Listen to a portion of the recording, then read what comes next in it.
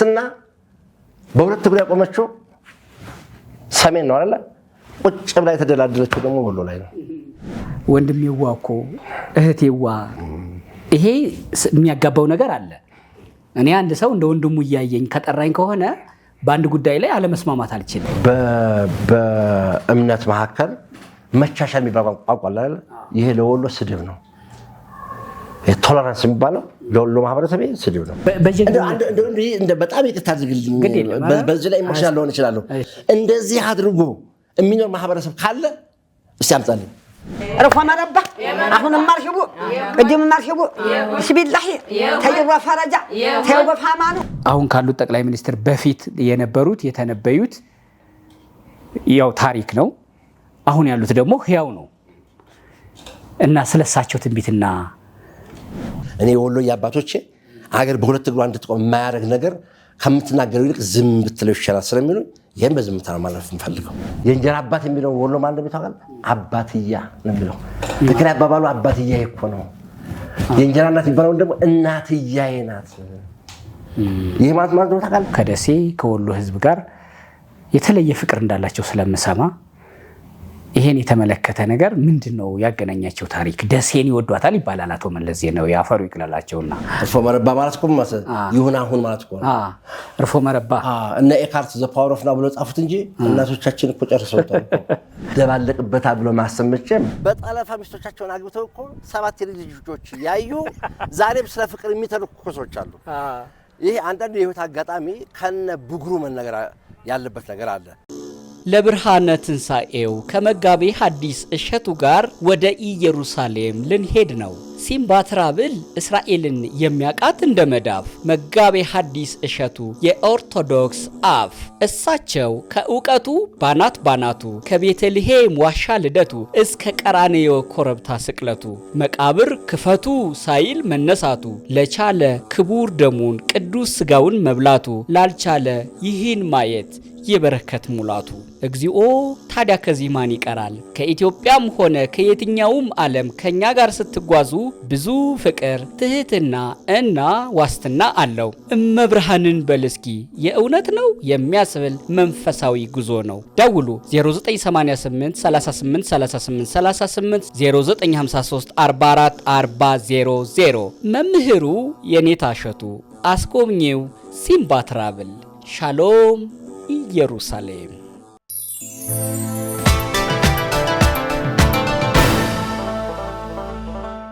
መንግስቱ ዘገየ ደሴ ላይ ነው ያለ ነው። እንዴታ! ያውም ደሴ በዚህ አዘዋ ገደል አለ፣ በዚህ ጦሳ አለ። ይሄ ደግሞ አዲሱ የኮሪደር መንገድ ላይ ዋው እየተማሸንበት ነው። በዚህ መሃል ግጥም አለ። እውነት ነው። ቀጥልልኝ ባል። እሺ። ጦሳ ባይገተር፣ እሺ፣ ደሴን ባይጋርዳት ጦሳ ባይገተር፣ ደሴ ውብ ከተማ፣ ደሴ የሸጋገር እንኳን ታይዋን፣ ዱባይ፣ ህንድና ሲንጋፖር የአውሮፓ ከተሞች አይበልጧትም ነበር እያሉ ያሙታል፣ ያብጠለጥሉታል፣ ጦሳ ተራራውን ሰበብ ያደርጉታል።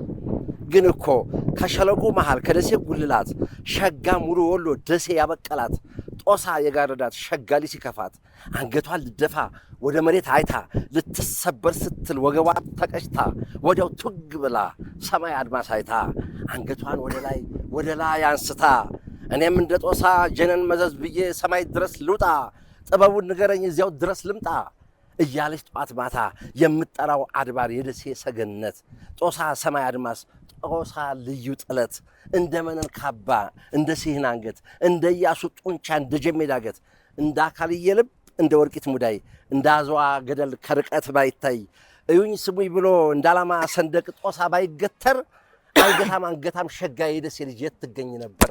ምን ይወጣል ነበር? ዋው! አንገታቸው የረዘመው ጦሳን ለማየት ቀና ሲሉ ነው። እንዴታ! ዋው! የሚገርም ነው። እግረኛው ሚዲያ ላይ ነው። ትልቁ የመጣንበት ጉዳይ ወሎየነትን ልንጠይቅ ነው። እውነት ነው። ወሎየነትን ልትነግረን ነው። እውነት ነው። እኔ ካንተ ጋር ነኝ። ተመልካቾች ደግሞ ከኛ ጋር እንዲሆኑ እንጋብዛለን። እግረኛው ሚዲያ ወሎ ደሴ ላይ ነው ያለ ነው።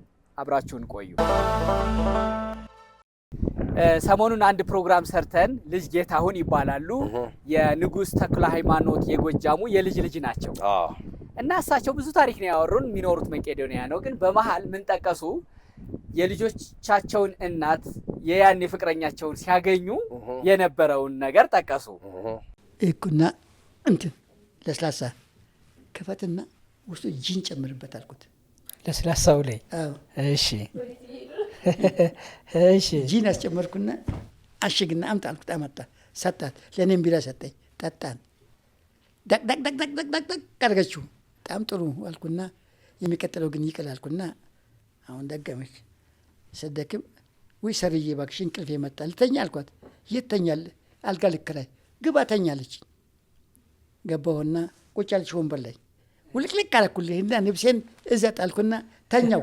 ውሸቴን ነው፣ እንቅልፍ አልያዘኝ። እሺ ወይ ሰርዬ ነይ ተኛ አልኳት። መጣች፣ ተኛች። እቅፍ አልኩና እዚህ ግንባሯ ላይ ሳም አረኳት። ይቅርታ ግን ሳም አረኩና ወደዚህ ወደ ከንፈሯ አልሄድኩም። እሺ አንቺ አታዳምጪ። እሱ ሰሞኑን ትልቅ መነጋገሪያ ሆኖ አየሁ። እንዳንተ ያለን ቀለሜ ሰው፣ የህግ ሰው፣ የጽነ ጽሁፍ ሰው ገጣሚን ሳገኝ አንድ ታሪክ ግን በምን ልክ ነው የሚነገረው፣ በምን ልክ ነው የማይነገረው የሚለውን ባጭሩ እንድትነግረኝ ፈልጌ ነው። እንግዲህ መሰለህ አሁን ሰዎች የሚኖሩት ህይወት አለ። ከራስ ጋር የሚቀር ነገር አለ እስከ መቃብር ድረስ። ከሚስት ጋር ብቻ ተነጋግረው የሚቀር አለ።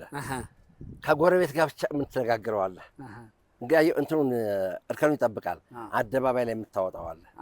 እኒህ ነገሮች የተወሰነ ሊሚት እንዳሏቸው ይታወቃል። ግን እንደው ተክሌዋ ፍቅርን ግን ነው በምን መለካት ይቻላል? እሺ አሁን ሰው እየተናገሩት ነገር አለ። የሆነ መጠጥ ምናምን እንደዛ አድርጌ ነው ይላል። እንዴ ከዛ በላይ እየከፋለ አይደለም እንዴ? አብደክሽን እኮ አለ። በጠለፋ ሚስቶቻቸውን አግብተው እኮ 7 የልጅ ልጆች ያዩ ዛሬም ስለ ፍቅር የሚተርኩ ሰዎች አሉ። ይሄ አንዳንዱ የህይወት አጋጣሚ ከነ ብጉሩ መነገር ያለበት ነገር አለ። ይኸውልህ አሁን እኮ ሰውየው እኮ ፍረድ እኮ በነገራችን ላይ ሰውየው እንዳውም እኔ ጀኒውን ናቸው ፍረድ እኮ እያሉ ነው። ብትፈርዱብኝም ፍረዱብኝ፣ ፍቅር እስከዚህ ድረስ አድርሶኛል እኮ እያሉ ነው። ትክክል ነው ወይ አይደለም ወይ ብለው ለመፈረድ በዚያ ሰው ቦታ መሆን ግድ የሚል ይመስለኛል። በዛ ጊዜ ነው ደግሞ የነበረው ዘመንና የጋሽ ባህሩን ዘፈን አላየሁም? ያዝጇን ዝገደጇን የሚለው መጨረሻ ላይ ምን ጠቅልላ አግባት ነው። አየው ዘመንና አየው ምን ይመጣል ጠልፈስ ቢሄድ መጨረሻ ላይ ያው እንግዲህ ጠቅልላ አግባት ነው የሚባለው እኮ ይላሉ። አየህ አንዳንድ ጊዜ ማለት ነው ነገሩ የተደረገበት ዘመን፣ ቦታ፣ ሁኔታ ሊወስነው እኮ ይችላል። አሁን እምልህ እንደው መቼም እውነት ነጋገር ከተባለ በዚህ ዘመን እንደዛ የማያረግ ሰው አለ? እንደው አንዳንዱ ወደ ዘሊጋ ሌጋላይዝ ማድረጋቸውም አይደለም። በዚህ መንገድ ነው የፍቅር የተመሰረተው ነው። የራሳቸውን ነው የተናገሩት። እንግዲህ ስሙት ነው ጥሩ ነው እያልኩ አይደለም። እሳቸውም ጥሩ ነው አላሉ። እግረኛው ሚዲያም አጽድቆ ጥሩ ነው ብሎ አላለፈ። አንተም ደግሞ ይገባኛል የተውከው እስቲ ፍርዱን ልስጠውና አንዳንድ ጊዜ እስቲ የመነጋገሪያም አጀንዳ የሚሆን እኮ ብለህ ሊሆን ይችላል። እንነጋገርበት እኮ ብለህ ይችላል። እንነጋገርበት አንዳውም ይኸውልህ ይሄን ነገር እንዳለ እንደወረደ ማቅረብህ ኢሹ አስነሳ። በእንደዚህ አይነት መንገድ ሴት ልጅ ማግባት ተገቢ ነው አይደለም የሚል አጀንዳ ፈጠረ። ዩ አር ሰክሰስፉል እኮ። ስለዚህ አሁን እኮ እኔ እናንተ አወራንበት። አሁን በየቤቱ ብዙ ያወራበታል። ሰውዬው እኮ እንደዚህ መሆን ነበረባቸው፣ ግን እኮ መጠየቅ ነበረባቸው፣ በህግ እኮ መጠየቅ ነበረባቸው። ይሄን ውይይት ራሱ ከፈጠረ ማለት ነው ዘ ኤፒሶድ ኢዝ ሰክሰስፉል። አንደኛ እሱ ነው። ሁለተኛ እዚሁ ላይ ስላለህ ጉዳዩ ፔንዲንግ አይደለም። 40 ዓመት ምናምን ያለፈው ታሪክ የቆየ ታሪክ ነው። ያለፈ ታሪክን ሰው ሲናገር ሰምቶ ማለፍ እንጂ ሊመለስ ሊታረም በማይችል መንገድ ላይ እዛ ቦታ ላይ እንዲህ ነው ማለት አልፈለግንም። አይ በፍቅራቸው ላይም መፍረድ እኮ ይከብድ ይሆናል። ለምሳሌ ሴትዮዋን እኮ ዛሬ ላይ ብናገኛትና ብንጠይቃት እንደዛ አድርጎ ባያገባኝ ቁሜ ቀርቼ ነበር እንዴት አይነት ጥሩ ሰው መሰላችሁ ልትለው ትችላለች። ገብቶሃል? በጣም አመሰግናለሁ። ግን ዋናው ነገር መሰለህ አሁን አንተም እየደገፍከው አይደለም እኮ እኔም ልደግፈው አልችልም እንደ ህግ ባለሙያ። ግን ቢያንስ ግን የውይይት አጀንዳ ሆኗል። በዚህ አጋጣሚ ሰዎች ይሄ ነገር በኢትዮጵያ ህግ ያስጠይቃል፣ ትክክል አይደለም፣ ለሞራልም ተቃራኒ ነው፣ ለወደፊት ሊበረታታ አይገባም ብለው ሰዎቹ ይፍረዱ። አንተ እኮ ፈራጅ አይደለህም ወይም ኢንቨስቲጌቲቭ ጆርናሊስትም አይደለም። ፎርዛት ማተር በቃ እንደ ብጉሩ ተነግሯል። ሰው ይመንዝረው ቢፈልግ የሆነ የህግ ባለሙያ ያቺ ቪዲዮ ቆርጦ ማለት ነው በዚህ ዘመን ቢሆን ነው እንዴት ነው በኢትዮጵያ ወንጀል ህግ ቁጥር እንዴት ያስጠይቅ ነበር እያለ ይተንትንበት። ታሪክ ከነብግሩ ነው መነገር ያለበት። ህዝቡ ደግሞ ያፈርጠው። አበቃ። በተለይ ፖድካስትም ይሄ ነው እንትኑ። ወደ ጉዳያችን እንግባ። ወደ ቢሮአችን እንመለስና ሰፊውን ጉዳያችን እናውራ። መርሃባ እንሂድ። መርሃባ መርሃባ።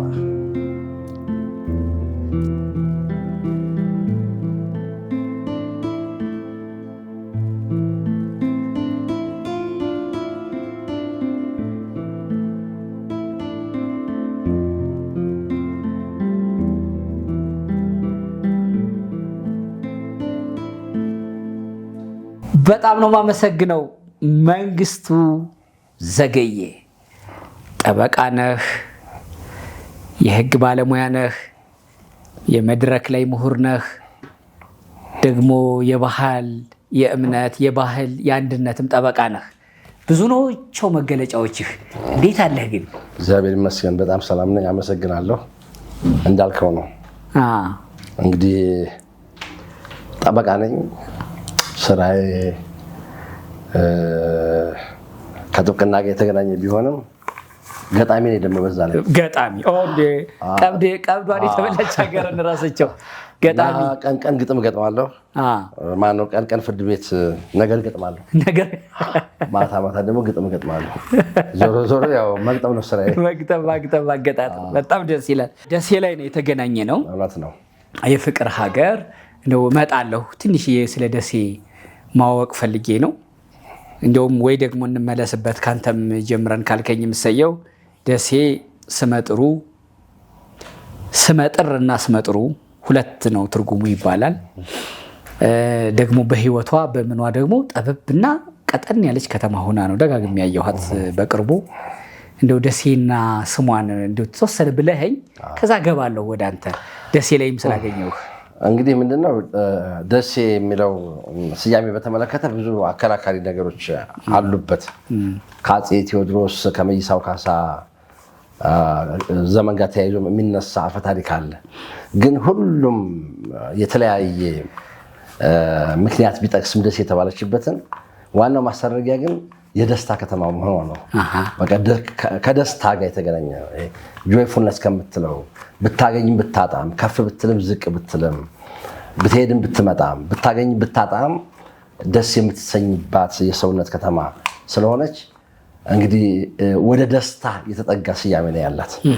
ፕራግማቲካሊም ደግሞ ያው መሬት ላይ ያለውን ነገር ደግሞ ስታየው በእርግጥም ማህበረሰቡ አኗኗሩ መስተጋብሩ እርስ በርስ ያለው ግንኙነት ወደ ላይም ወደ ጎንም ያለው ግንኙነቱ ከፈጣሪውም ሆነ ከሰው ጋር ያለው ግንኙነት ገራምና ገራገር ስለሆነ ከደስታ ጋር በእጅጉ የተሳሰረ ስለሆነ ደሴ የሚለው ቃል ከደስታ ጋር አብሮ የሚሄድ ነው። ደሴ ደስታ ከሚለው ቃል የወጣ ነው። እንግዲህ እንደዛ ይላሉ። እንግዲህ አንድ ኮማሪ ሴት ነበረች ስሟ ደስታ ይባላል የሚሉ ሰዎች አሉ። እንግዲህ አፈ ታሪክ ስለሆነ ሞሮፍ እኔ ምንድነው እንደው ከየትም ይምጣ ቃሉ ግን ደሴን ይመጥናታል ነው። በቃ ከደስታ ከሐሴት ጋር የተገናኘ ስለሆነ የደስታ ከተማ ስለሆነች በእርግጥም ምክንያቱ ምንም ይሁን ምንም ደሴያችን የደስታ ከተማችን።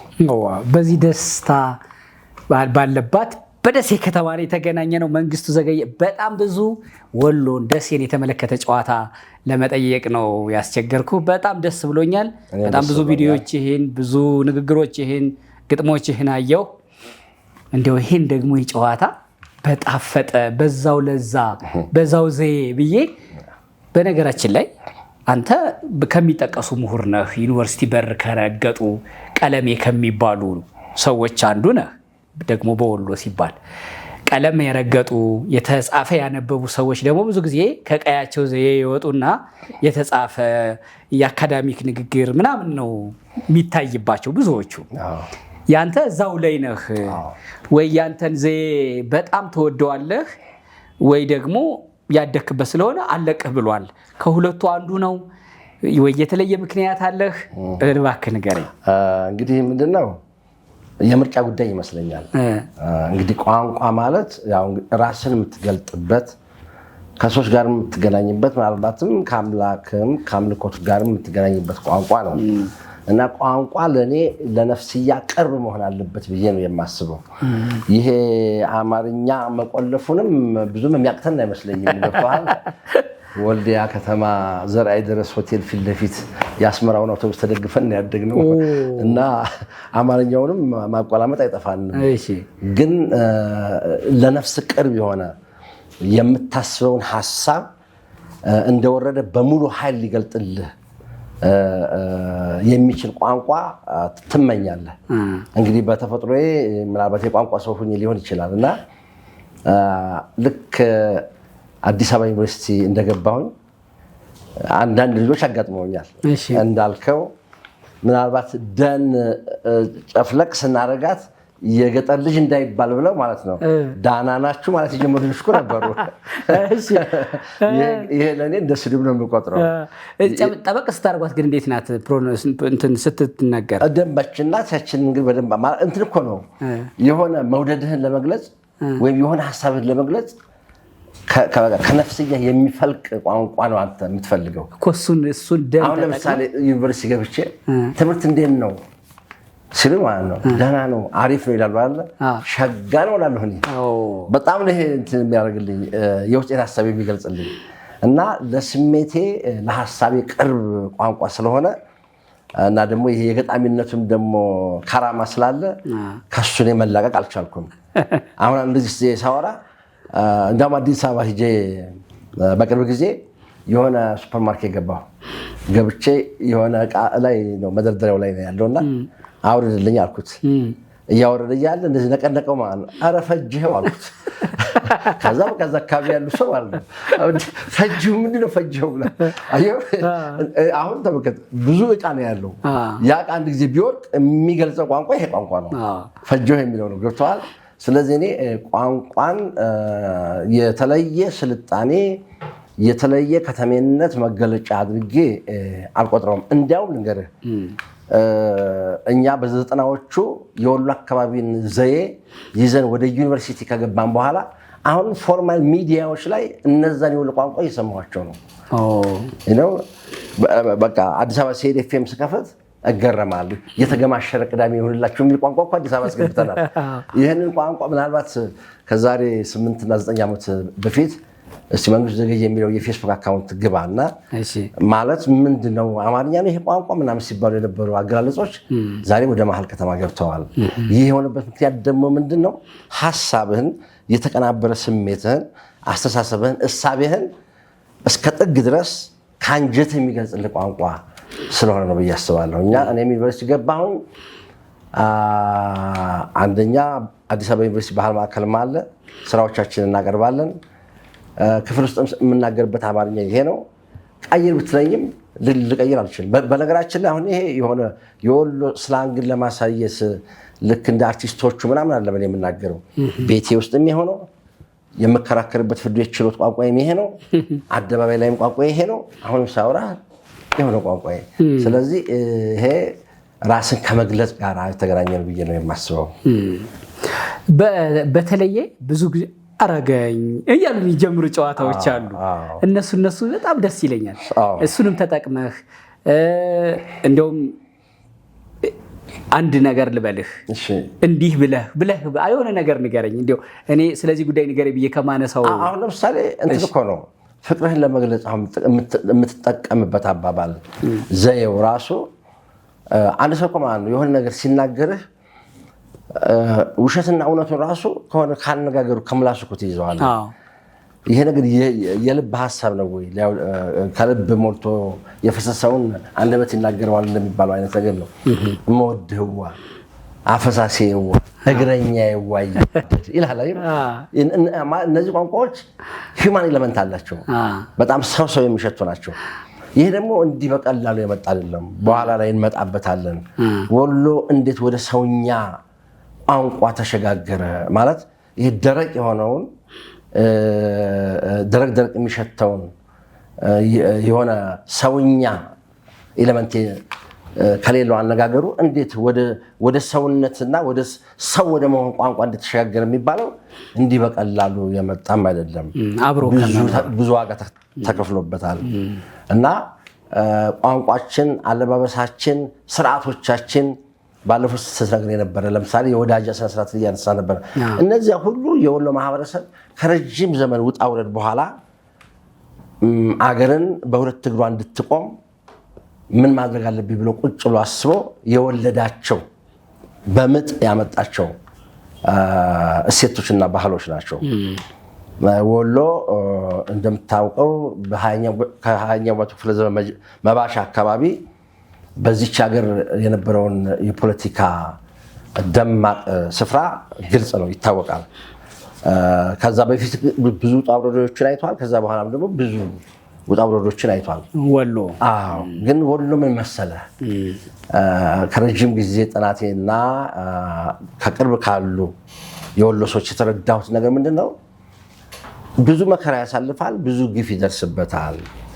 ግን ያን እንደ ጊዜያዊ ችግር መቁጠር እና ለጊዜያዊ ችግር ብዬ ዘላለማዊ የተሳሳተ መፍትሄ ማስቀመጥ የለብኝም ብሎ የሚያስብ ህዝብ ነው። እንደደረሰበት አንዳንድ ጫናዎች በዚያው ልክ ብድር መልሶ ቢሆን ኖሮ ምናልባት ዛሬ የምናያት ኢትዮጵያ ላትገኝ ትችላለች ብዬ አስባለሁ። እና አሁን ለምሳሌ አንድ ሰው ተበሳይቶ የሆነ ችግር ደርሶበት በቃ መኖር አልፈልግም ምናምን ብሎ ራሱን ቢያጠፋ ይህ ሰው ለጊዜያዊ ችግር ዘላለማዊ የተሳሳተ መፍትሄ ነው የወሰደው። ችግር እኮ ጊዜያዊ ነው፣ መፍትሄው ግን ዘላለማዊ የተሳሳተ መፍትሄ ነው። ወሎ ከእንደዚህ አይነት ነገር በጣም ይርቃል። የደረሰብሽ ችግር አለ፣ መከራ አለ። ግን ለዚህ ብዬ የተሳሳተ ዘለቄታዊ መፍትሄ ከምሰጥ ትክክለኛ የሆነ ዘለቄታዊ መፍትሄ ብሰጥ ይሻለኛል ብሎ የሚያስብ ህዝብ ነው። እንዳልኩ በህዝቦች መስፋፋት መንቀሳቀስ፣ ከውጭ በመጡ ገዢዎች ጫና ብዙ ፈተናዎችንና መከራዎችን የተቋቋመ ህዝብ ነው እና የሀገሪቱ የፖለቲካ ሴንተር ስለሆነ ወሎ አንድ ጊዜ ዝንፍ ካለ ሀገር በሙሉ እንደምትሸራተት ስለሚያውቅ መከራና ችግሩን ዋጥ አድርጎ ኢትዮጵያ የምትለውን ነገር ያስቀድማል። እንደዛ እኮ ነው። አሁን ስታስበው ታዲያ እንግዲህ ከዘመነ መሳፍንት ጀምሮ ያለውን በኋላ ላይ ደግሞ ከተለያዩ የሐመድ ግራኝ የአፄ ዮሐንስ በደሎች ከዛ በኋላ ደግሞ ከሰገሌ ጦርነት በኋላ የደረሰበትን ነገር ወሎ ስታየው እኮ ቁጭ ብሎ ቆዛሚ መሆን ነበረበት እኮ፣ አልቃሻ መሆን ነበረበት።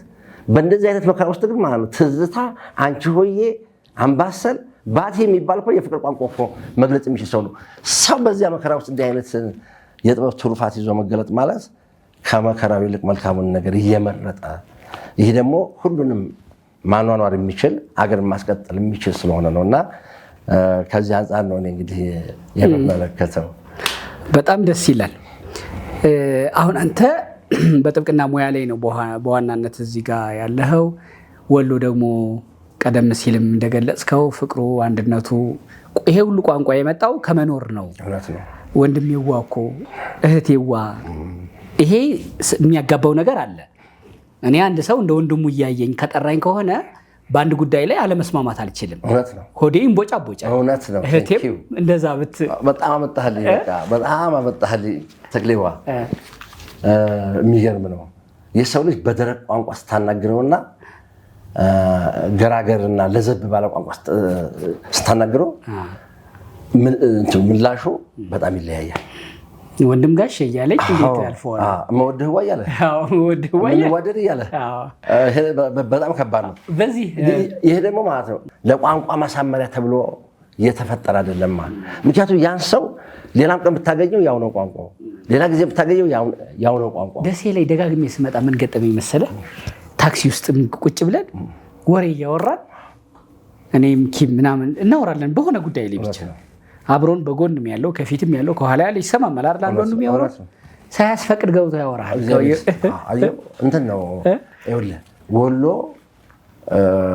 ማለት ፕራይቬሲ የሚባል ነገር በጣም ሲሪየስ የሆነ አጀንዳ ከሆነ መጀመሪያ ያዳምጥሃል። በጣም የሚገርም ህዝብ እኮ ነው። ያዳምጥህና ይህ አጀንዳ በጣም ፕራይቬት የሆነ አጀንዳ ነው ወይንስ እኔን የሚያሳትፈኛል? የመጀመሪያው ይሄ ነው። ወንፊት አለው። የሚያሳትፈው አይነት ከሆነ ማለት ነው በቃ ገብቶን የሚል ይሄ ከምን የምንጨርሰው አወቀህ አላወቀህ አይደለም የለም እኛ ጋር ይባል ነገር የለም።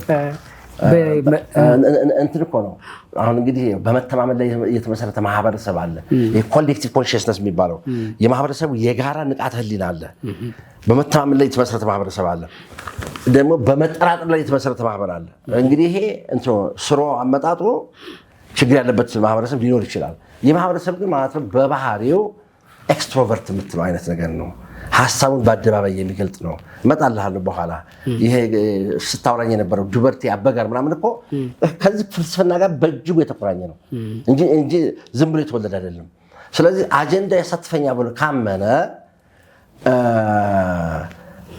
ይሄ ከምን ጋር ይገናኛል መሰለህ? ለምሳሌ አሁን ሰርግ ላይ ብትሄድ አሁን የፈረንጆቹን ሙዚቃ ታውቀዋለህ። ልክ ማንም ሰው ዘው ብሎ ሙዚቃ አይጫወትም። እንትን ይሄ የሚነበብ ይሄ ያላቸው አይደል ሙዚቃ ያ እየተነበበ ምናምን ነው። አዎ እንደዛ ነው። ምንድነው የሆነ ኦርኬስትራው ነገር ነው። ሸሙናዬ ስትል አይማኖት ዳኛ ብሎ ነው ብድግ የሚልልህ። አሳታፊ ነው ራሱ፣ ፓርቲሲፓቶሪ ነው። ወሎ ኢቭን ሙዚቃው ኢቭን አርቱ አሳታፊ ነው። ለአንድ ሰው ብቻ በቃ ይሄ ሰውዬ በጣም የታወቀ ምናምን ተብሎ ይሄ አሁንም በምናየው ዓለም የሸቀጡ ዓለም ላይ የምናየው አንድ ሰው አግንኖ ብቻ የማውጣት ነገር ወሎ ላይ የለም። ሆሪዞንታል ነው። ሁሉም በተሰጥኦ በችሎታው እንዲሳተፍ የሚደረግበት አሳታፊ የሆነ ማህበረሰብ ነው። ለዚያ ነው አንተ ያነሳው አጀንዳ በተለይ በጣም ሶሻል የሆነ ሁሉም ሰው የሚጋራው አጀንዳ ከሆነ መተንፈስ ይፈልጋል። አየህ አንዳንድ ጊዜ ለምንድን ነው ታውቃለህ? ያልተነፈሰ ማህበረሰብና ያልተነፈሰ ቤተሰብ ባልታሰበ ጊዜና ወቅት የሚያፈነዳው ችግር ይኖራልና መተንፈስ በራሱ ማህበረሰቡ ረገብና ገራገር ሊሆን አድርጎታል። መናገር ግማሽ መፍትሄ ነው ይባላል። አንዱ የዛ አንተ በዚህ ማህበረሰብ መሃል ነው የምትኖረው።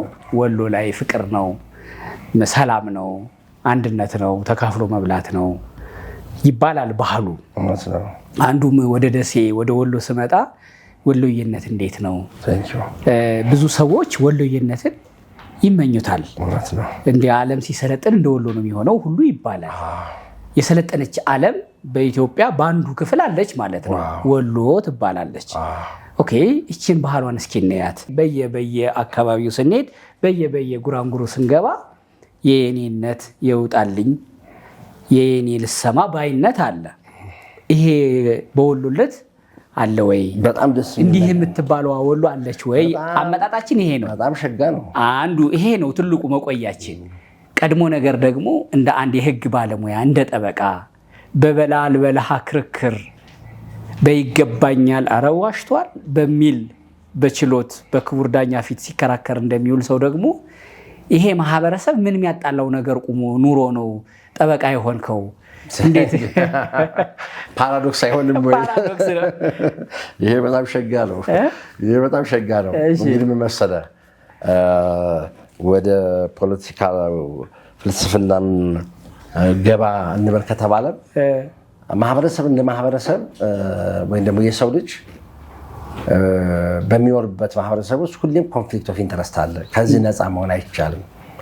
የጥቅም ግጭት በቃ እንትን ነው። ሰውኛ ወንድሜ ማይፈታው ነገር አለ። ሰውኛ ነው። በቃ ኮንፍሊክት ኦፍ ኢንተረስት የሚባለው ነገር ሰውኛ ነው። ይህን ለማሳየት እኮ በቃ ባልና ሚስት እኮ አንድ ጎጆ ላይ ተቀምጠው ማለት ነው የኢንተረስት እኮ በቃ ግጭት አለ። ትልቁ ጥበብ እኮ ነው ወሎ ለየት ያደርገው እኮ ግጭት እንደማናቸው ማህበረሰብ ግጭት ይፈጠርበታል። በጣም ደግሞ አይዲያል እንዳናደርገው ዝም ብለህ አየር ላይ የተሳፈፈ እንዳናደርገው በኢኮኖሚክስ ፖይንት ኦፍ ቪው ካየኸው ሪሶርሶች ስኬርስ ናቸው ይባላል። እነዛን ስኬርስ የሆኑ ሪሶርሶች ተሻምቶ ለመያዝ ሁሌም የጥቅም ግጭቶች ይኖራሉ።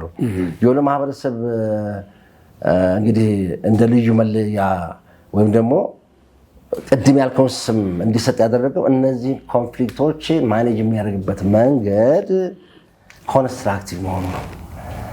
ለመጠፋፋት ለመጨራረስ ሳይሆን የሚፈልገው የተፈጠሩትን አለመግባባቶች በጣም ሰውኛ በሆነ መንገድ ዊን በሆነ በቃ ልክ አበጋሮች ጋር ቀርበህ ስትዳኝ ማለት ነው የታባቱ አሸነፍኩት ምናምን ብለህ ያንኛውን አቃጥላህና እንደምትወጣበት አይደለም ኮንፍሊክት ማኔጅመንቱ።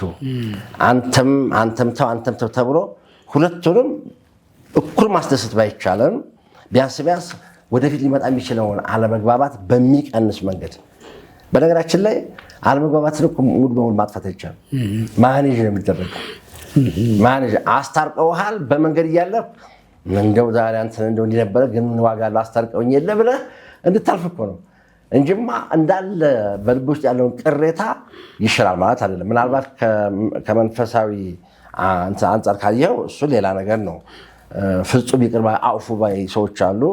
እሱ እንግዲህ ሌላ ደግሞ ጠለቅ ያለ ፍልስፍና ስላለው ነው። ስለዚህ እኔ በዚህ ማህበረሰብ ውስጥ እንግዲህ ኮንፍሊክት ኦፍ ኢንተረስት እስካለ ድረስ ጠበቃ መሆን ያልቀረም፣ ግን ጠበቃ ሆኜ ሞሮፍ እኔ የምፈልገው ወደ እርቁና ወደ ድርድሩ ነው። ምክንያቱም እርቅና ድርድር የኮንፍሊክት ሪዞሉሽን ሜካኒዝም የሚባለው አማራጭ የሙግት መፍቻ ዘዴዎች ሁለቱ ሰዎች አስታርቀህ አሸማግለህ በጣም ተርፋማ ነው። ምክንያቱም ቂም የለም።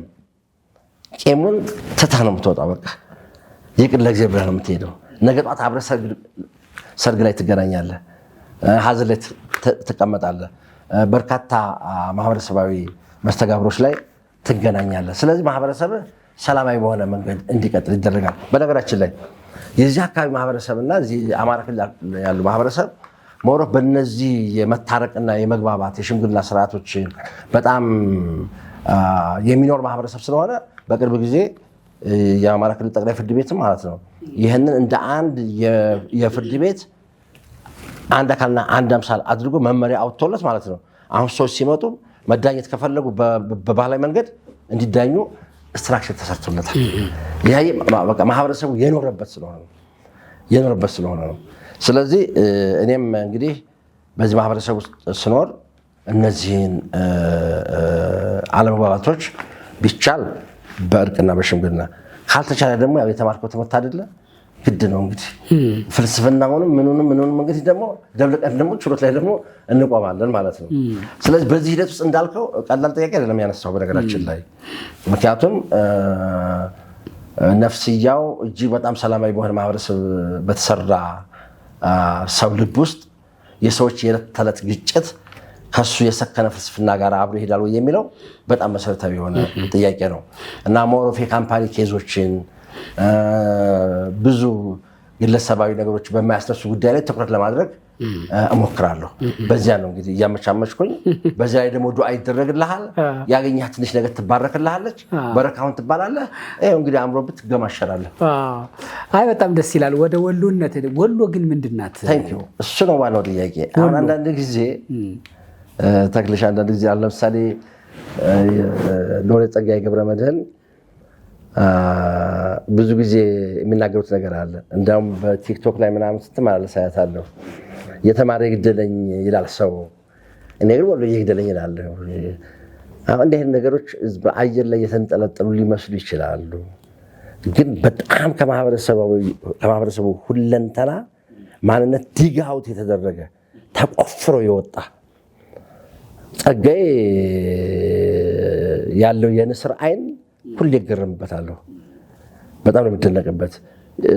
የጸጋዬ ንግግር ስለ ወሎ ሲያወራ አንደኛው ይሄ ነው። የተማረ ይግደለኝ ከምል ወሎ ይግደለኝ ብል ይሻለኛል የሚለውና ወሎ ማለት የኢትዮጵያዊነት ማንነት የተዋሃደበት ትልቅ ብረት ድስት ነው ይላል። አማልጋሜትድ የሆነበት በቃ የተቀየጠበት ነው ይላል። እነዚህ ሁለቱ አነጋገሮቹ ወሎን በጥሩ ሁኔታ የገለጹት ናቸው ብዬ አስባለሁ። ሰው የተማረ ይግደለኝ ይላል፣ እኔ ግን ወሎ ይግደለኝ እላለሁ ሲል እንደ ወሎ ይገላል ወይ ተኩሶ ይገላል ምናምን ለማለት አይደለም። ይሄ ከምን የመነጨ መሰለህ? ወሎ ውስጥ በማህበረሰቡ መካከል በግለሰቦች መካከል የሚነሱ ክርክሮችን የምትፈታባቸው የሙግት መፍቻ ዘዴዎች አሉ። እንደው ዝም ብዬ ለናሙና ያህል ላንሳልህ ተግድሽ። እዚህ ከሚሴ አካባቢ ጥሩ ሲና የሚባል መስጂድ አለ። የሾሆቹ ችሎት የሚባል አለ። የሾሆቹ ችሎት ማለት ክርስቲያኑም እስላሙም እንደው ፍርድ ቤት ከምንሄድ እንደው እሳቸው ናቸው ትክክለኛ ፍትህ የሚሰጡን ብሎ የሚዳኝበት ነው እንግዲህ እና እዛ ችሎት ላይ የሚሰጠው አንዳንድ የችሎት ፍርዶችን ሰምቻለሁ። የድሮሶች ሲያወሩኝ በጣም ሚዛናዊ የሆነ ለአንድ ወገን የማያዳላ ምክንያቱም የፈጣሪ ፍርሃትም ስላለበት ፈሪሃ እግዚአብሔር የሚባለው ማለት ነው ስላለበት ማህበረሰቡ ፍርድ ቤት የሚባል ወይም ደግሞ የመንግስት ተቋም ፊት ቀርቦ ከሚደኝ ይልቅ ሸሆቹ ያደረጉኝን ያድርጉኝ ብሎ የሚተማመንበት አይነት ችሎት ነው። ያ ችሎት ለምሳሌ ይኸውልህ ተክልሽ አሁን እኛ እንግዲህ በዘመናዊ ህግ ተምረን የለ እንዲህ አድርጎ ከዚህ ተምሮ ወይ የህግ ክርክር አንስተህ ወይ ደግሞ ለምሳሌ ቀላል ምሳሌ ልስጥህ፣ ብድር ነበረ የተበደርከውን ገንዘብ አምጣ ሲለው ማለት ነው በይርጋ ይታገዳል ይባላል። ያው ሰምተናል። በይርጋ ይታገዳል ማለት መጠየቅ በነበረብህ ዘመን ውስጥ ስላልጠየቅ ወይ በ10 ዓመት ሊሆን ይችላል ወይ ሌላ ዘመን ሊሆን ይችላል። በቃ ባለመጠየቅ ሰንፈሃል፣ ቸልተኛ ነህ፣ ፍርድ ቤት አልፈርድልህም ይልሃል። ቂም ግን አለቻ ያ ሰውዬ ደሜን ላበቴን ገንዘቤን ነው የሰጠሁት እሱ በይርጋ አሳገደብኝ ይልሃል አይደለ? ግልጽ እኮ ነው። ጠብቆ ይበቀልሃል። ኢቭን በፍርድ ቤት እንኳን በይርጋ ይታገዳሉ ተብሎ የሚዘጉ ፋይሎች ነገ ጠዋት የሚያመጡት ቆሾ ስለሚታወቅ ማለት ነው እነዛ ሰዎች ዘንድ ይሄዳሉ። አሁን የሾቹ ችሎት ያልኩህ ሄደው አይ በይርጋ ይታገዳል ተብያለሁ፣ ግን በቃ እርስዎ ፍረዱብኝና የምሰጠው ነገር ካለ ልስጥ የሚባልበት ነው። ይኸው ፍርድ ቤት እቺን በቃ ኤክስፕላስ አድርጎ በቃ እንደዚህ ነው 10 ዓመት ነው አልጠየቅም ቻው ይልሃል። አንተ 2 እጅ ከኪስ አስገብተህ ዓለም 9 ነው ብለህ ስትወጣ ማለት ነው። ቂም ግን ያንኛው ሰውዬ የተቀማ ሰው ስለሆነ ቂም አለበት። ነገ ጧት ጠብቆ ሊያደርግ የሚችለውን ነገር ማሰብ ይቻላል። እነዚህን እንኳን ከፍርድ ቤት የተራረፉ ለቂም በቀል ምንጭ የሚሆኑ ነገሮችን የሚዘጉ አይነት ችሎቶች ናቸው። አበጋሮችን ማየት ትችላለህ። አበጋሮች በጣም እስከ ሰው ግድያ ድረስ ያሉ ጥሎችን ያስታርቃሉ።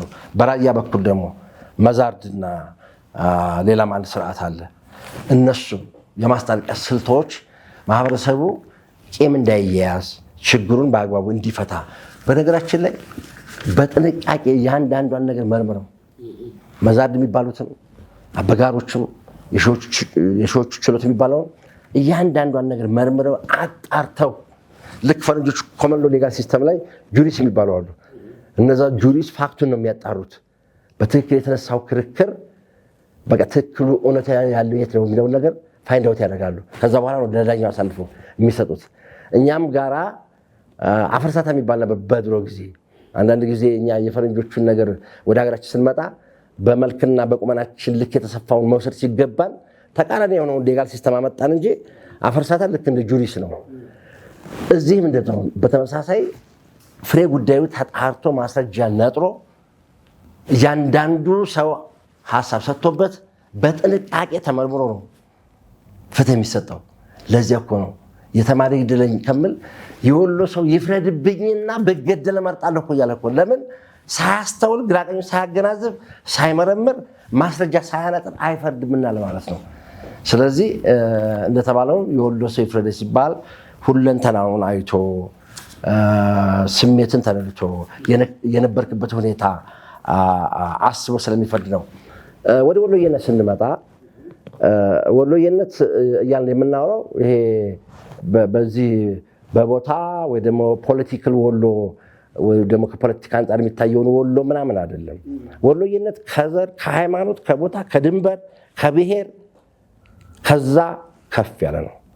ኢትስ ኤ ዌይ ኦፍ ላይፍ ነው። ምን ልፈልጌ ነው? አንድ ጃፓናዊ፣ አንድ ኢትዮጵያዊና አንድ ሱዳናዊ ቢቀርቡለት ለአንድ ወሎዬ ማለት ነው ከሶስቱ የሚጋሩትን ዩኒቨርሳል ሂውማን ቫሊዩስን ነው ምርጫው። ሰው በመሆኑ ብቻ በሚጋራቸው ሰብአዊነቶች ላይ ወይም ደግሞ ቫሊዩስ ወይም እሴቶች ላይ ነው የሚያተኩረው ወሎዬ። ስለዚህ ወሎዬነት ማለት ሰውን በሰው ደረጃ የሚመዝን ከሰውነት ውጭ ትርፍ በሆነ ሜዠርመንት የማያዳላ አድሎ የማያደርግ ሰውነትን የማያስቀድም ለማለት ነው። ይሄ የማህበረሰቡ የጋራ ንቃተ ህሊና ነው። ኮሌክቲቭ ኮንሽስነስ አንድ ሰው ላይ ሁለት ሰው ላይ የምታየው አይደለም። ስለዚህ ይሄ ደግሞ ምንድን ነው አሁን ፈረንጆቹ ዲክላሬሽን ኦፍ ሂውማን ራይትስ ብለው ያወጡት የመጀመሪያው አለ የሰብአዊ መብት ድንጋጌዎች ላይ የመኖር መብት የምን መኖር ይሄ የወሎ ማህበረሰብ ቀድሞ የባህሉ የስቴቱ አንድ አካልና አንድ አምሳል አድርጎ የሰራው ያበጀው የተዋሃደው ማንነቱ ነው። ስለዚህ ወሎዬነት ስንል ምንድን ነው? ዘርህ የት ነው? ሃይማኖት ምንድን ነው? ቀለምህ ምንድን ነው? ከየት መጣህ ወዴት ነህ አይደለም የሚለካህ ግን በሜሪት ነው። ማንነት አለው የወሎ ህዝብ። ወደሱ አልገባም። ምን ነው ወደሱ ማልገባበት ምክንያት ለመሰለህ አንደኛ ይሄ ፖለቲካል ወሎ የሚባለው ከፖለቲካዊ እይታ አንጻር ያለው ወሎ እስቲ አከራካሪ ስለሆነ ማለት ነው። ያን የሚያከራክር አጀንዳ ከዚህ ምስኪንና ገራገር ማህበረሰብ ላይ መጫን አልፈልግም እኔ። ምክንያቱም ህልው የሆነ የሚጨበጥ የሚናፈቅ የሚኖር ህይወት ነው። እሱን ማለት ነው ሰዎች በራሳቸው የፖለቲካ አውድ በራሳቸው ወድና ቁመና ልክ መትረው አንተ እንዲህ ነህ ይፈልጋሉ። እኔ እያወራሁ ያለሁት ለሶኮልድ ስኮላሮቹ ወይም ደግሞ አለሜዎቹ የሚባሉት ወይም ደግሞ የፖለቲካል ኢንተረስት ያላቸው ሰዎች ወሎ ማለት እንዲህ ነህ ብለው አውትሳይድ ኢንሳይድ ዲፋይን አድርገው የሰጡት ሳይሆን ኢንሳይድ አውት ያለውን ወሎዬ እንደ ወሎዬነቱ ምን ያስባል ከሚለው አንጻር ነው። እሱ እኮ ማንነት ነው ታዲያ። ስለዚህ ማንነት አለው ማለት ነው። ማንነት አለው። ማንነት ኢኔሴንስ ነው። ማንነት በነገራችን ላይ ድርብ ነው። ማንነት አንድ አይደለም። ለምሳሌ መንግስቱ ዘገየ ትላለህ። ራያ ነኝ፣ የእጁ ነኝ፣ ወሎዬ ነኝ፣ አማራ ነኝ፣ ክርስቲያን ነኝ፣ ወንድ ነኝ። እኒህ ሁሉ እኮ አይደንቲቲዎች ናቸው። አንድ ሰው ድርብ ማንነት ነው ያለው። ይህ ወሎ የምልህ እኔ የማወራው ወሎ ይሄ ከአንትሮፖሎጂ አንጻር የሚታየውን ወሎ ነው እኔ የማወራህ። እዚህ መሬት ላይ ያለው የሚኗኗረው በማህበራዊ መስተጋብሩ ማለት ነው ማንነት የፈጠረ እኔ ሞር ስለ ወሎ ሳወራ ይሄ በማህበራዊ ማንነቱ ላይ ያለው ይሄ ከአንትሮፖሎጂ አንጻር የሚታየውን ወሎ ነው እኔም የማስበው። ለምን መሬት ላይ ያለው እሱ ነው። ኦኬ፣ ሌላ ጥያቄ ልጠይቅ። ኦሮሞ ነኝ የሚል ማንነት ያለው፣ አማራ ነኝ የሚል ማንነት ያለው፣ ትግራዋይ ነኝ፣ ሲዳማ ነኝ፣ ሀረሪ እንዲህ የሚል ማንነት ያለው የኢትዮጵያ ህዝብ ወሎ ከሚለው ህዝብና አኗኗር ህይወት ምን ሊወስድ ይችላል? የራሱ የሆነ ነገር ይሄን ብሎ ሸር ሊያደርገው የሚችለው ማለት ነው። ለብርሃነ ትንሣኤው ከመጋቤ ሐዲስ እሸቱ ጋር ወደ ኢየሩሳሌም ልንሄድ ነው። ሲምባ ትራብል እስራኤልን የሚያውቃት እንደ መዳፍ። መጋቤ ሐዲስ እሸቱ የኦርቶዶክስ አፍ። እሳቸው ከእውቀቱ ባናቱ ከቤተልሔም ዋሻ ልደቱ እስከ ቀራንዮ ኮረብታ ስቅለቱ መቃብር ክፈቱ ሳይል መነሳቱ ለቻለ ክቡር ደሙን ቅዱስ ሥጋውን መብላቱ ላልቻለ ይህን ማየት የበረከት ሙላቱ። እግዚኦ ታዲያ ከዚህ ማን ይቀራል? ከኢትዮጵያም ሆነ ከየትኛውም ዓለም ከኛ ጋር ስትጓዙ ብዙ ፍቅር፣ ትህትና እና ዋስትና አለው። እመብርሃንን በልስኪ የእውነት ነው የሚያስብል መንፈሳዊ ጉዞ ነው። ደውሉ 0988 38 38 38 0953 44 40 መምህሩ የኔታ እሸቱ፣ አስጎብኚው ሲምባ ትራቭል። ሻሎም ኢየሩሳሌም።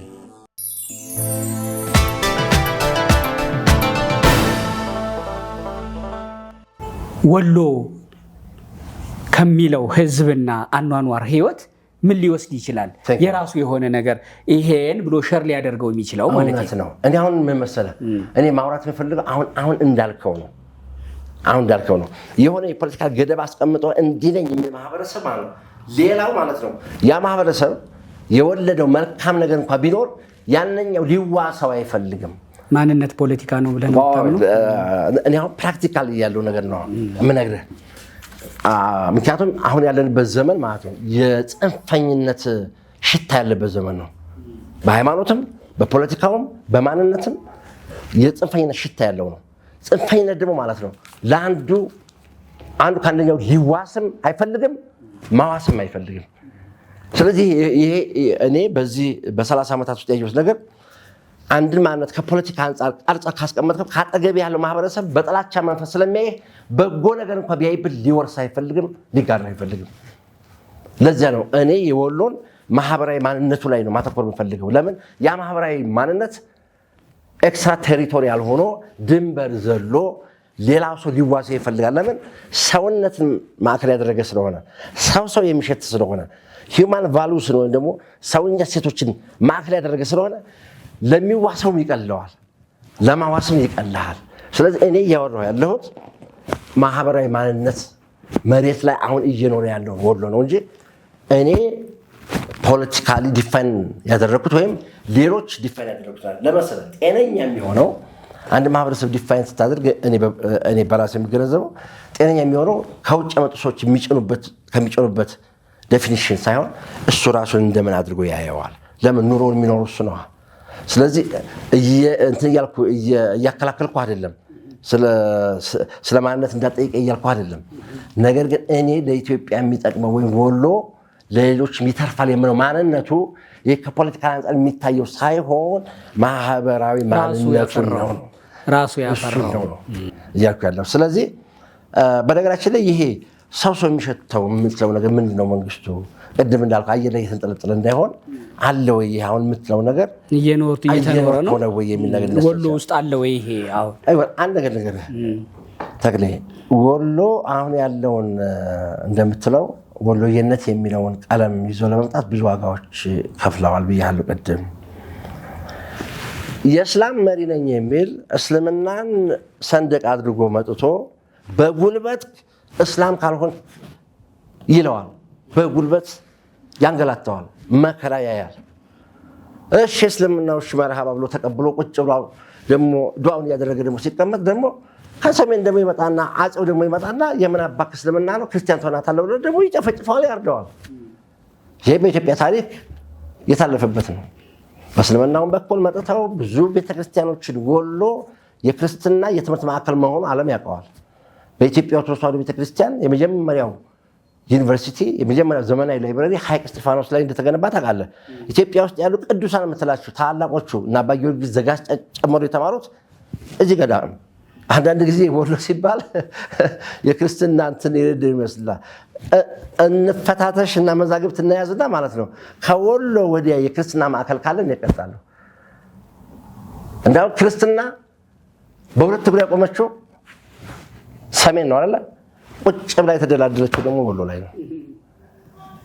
በእስልምና ውስጥ ደግሞ ማለት ነው ዓለምን የሚያስደምሙ ዛሬ እንደ አልሃዛር ዩኒቨርሲቲ ባሉ ውስጥ መጽሐፍቶቻቸውና ኪታቦቻቸው የማስተማሪያ ካሪኩለም ውስጥ ገብተው ለማስተማሪያነት የሚውል መጽሐፍቶችን የጻፉ በጥልቅ እስልምና ፍልስፍናቸው ዓለምን ያስደመሙ በርካታ መሻይኮች ደግሞ የፈለቁበት ምድር ወሎ ነው። ግን እንዳልኩህ ወሎ ራስ በራሱ ሆሪዞንታሊ ችግር ፈጥሮ ያውቅ። በነገራችን ላይ በቃ ወሎ የሚባል ማህበረሰብ ራስ በራሱ ባለው ማህበራዊ መስተጋብር አንተ እንደ ተባብሎ ያውቅ። ከውጭ ሲመጡበት ነው ጉዳይ የሚበላሸው። እንዳልኩህ በግራኝ አመድ ጊዜ መጡ፣ አስገደዱ፣ ብዙ ቤተክርስቲያንን አቃጥለዋል። አፄ ዮሐንስ መጣ ደግሞ ቦሩ ሜዳ ላይ በኬ ሜዳ ላይ ያን ሁላ ሙስሊም ወሎዬ ጨፈጨፉ። ከውጭ የመጣ ነገር ነው። ስለዚህ ወሎ ቁጭ ብሎ ማሰብ ነበረበት። እስልምናን እንደ ሰበብ አድርጎ የሚያጠቃኝ አስገድዶ እስላም የሚያደርገኝ ክርስትናን እንደ ሰንደቅ አድርጎ የሚጨፈጭፈኝ ከዛ በኋላ እሱ ወደ ሀገሩ ሲመለስ ቂሙ የሚተርፈው እኔ ጋ ነው። ምክንያቱም ክርስቲያንም አለ እስላምም አለ። ተገዳደልን የሚለው አጀንዳ ሊመጣ ነው። ስለዚህ ወሎ ቁጭ ብሎ ማሰብ ነበረበት። ስለዚህ ወሎ ምን አለ? በእስልምና ስም መታችሁ የምትገሉኝ ከሆነ በክርስትና ስም መታችሁ የምትገሉኝ ከሆነ እኔ ሰውነትን መርጫለሁ አለ። ሰውነትን ይሻለኛል። ደግሞ ለዚህ ማሳያ ለምሳሌ አሁን እነዚህ ነገስታቶች የራሳቸውን ስራ ሰሩ። ቂሙ የሚተርፈው ማን ነው? ክርስቲያኑና ሙስሊሙ ወሎ ላይ ነው። ሊገዳደል ነው አይደለ? ያንን ለማቋረጥ የሄደባቸው ርቀቶች ቀላል እንዳይመስሉ አሁን ለውጭ ሰው ስናወራቸው እንትና እኮ ማንሳ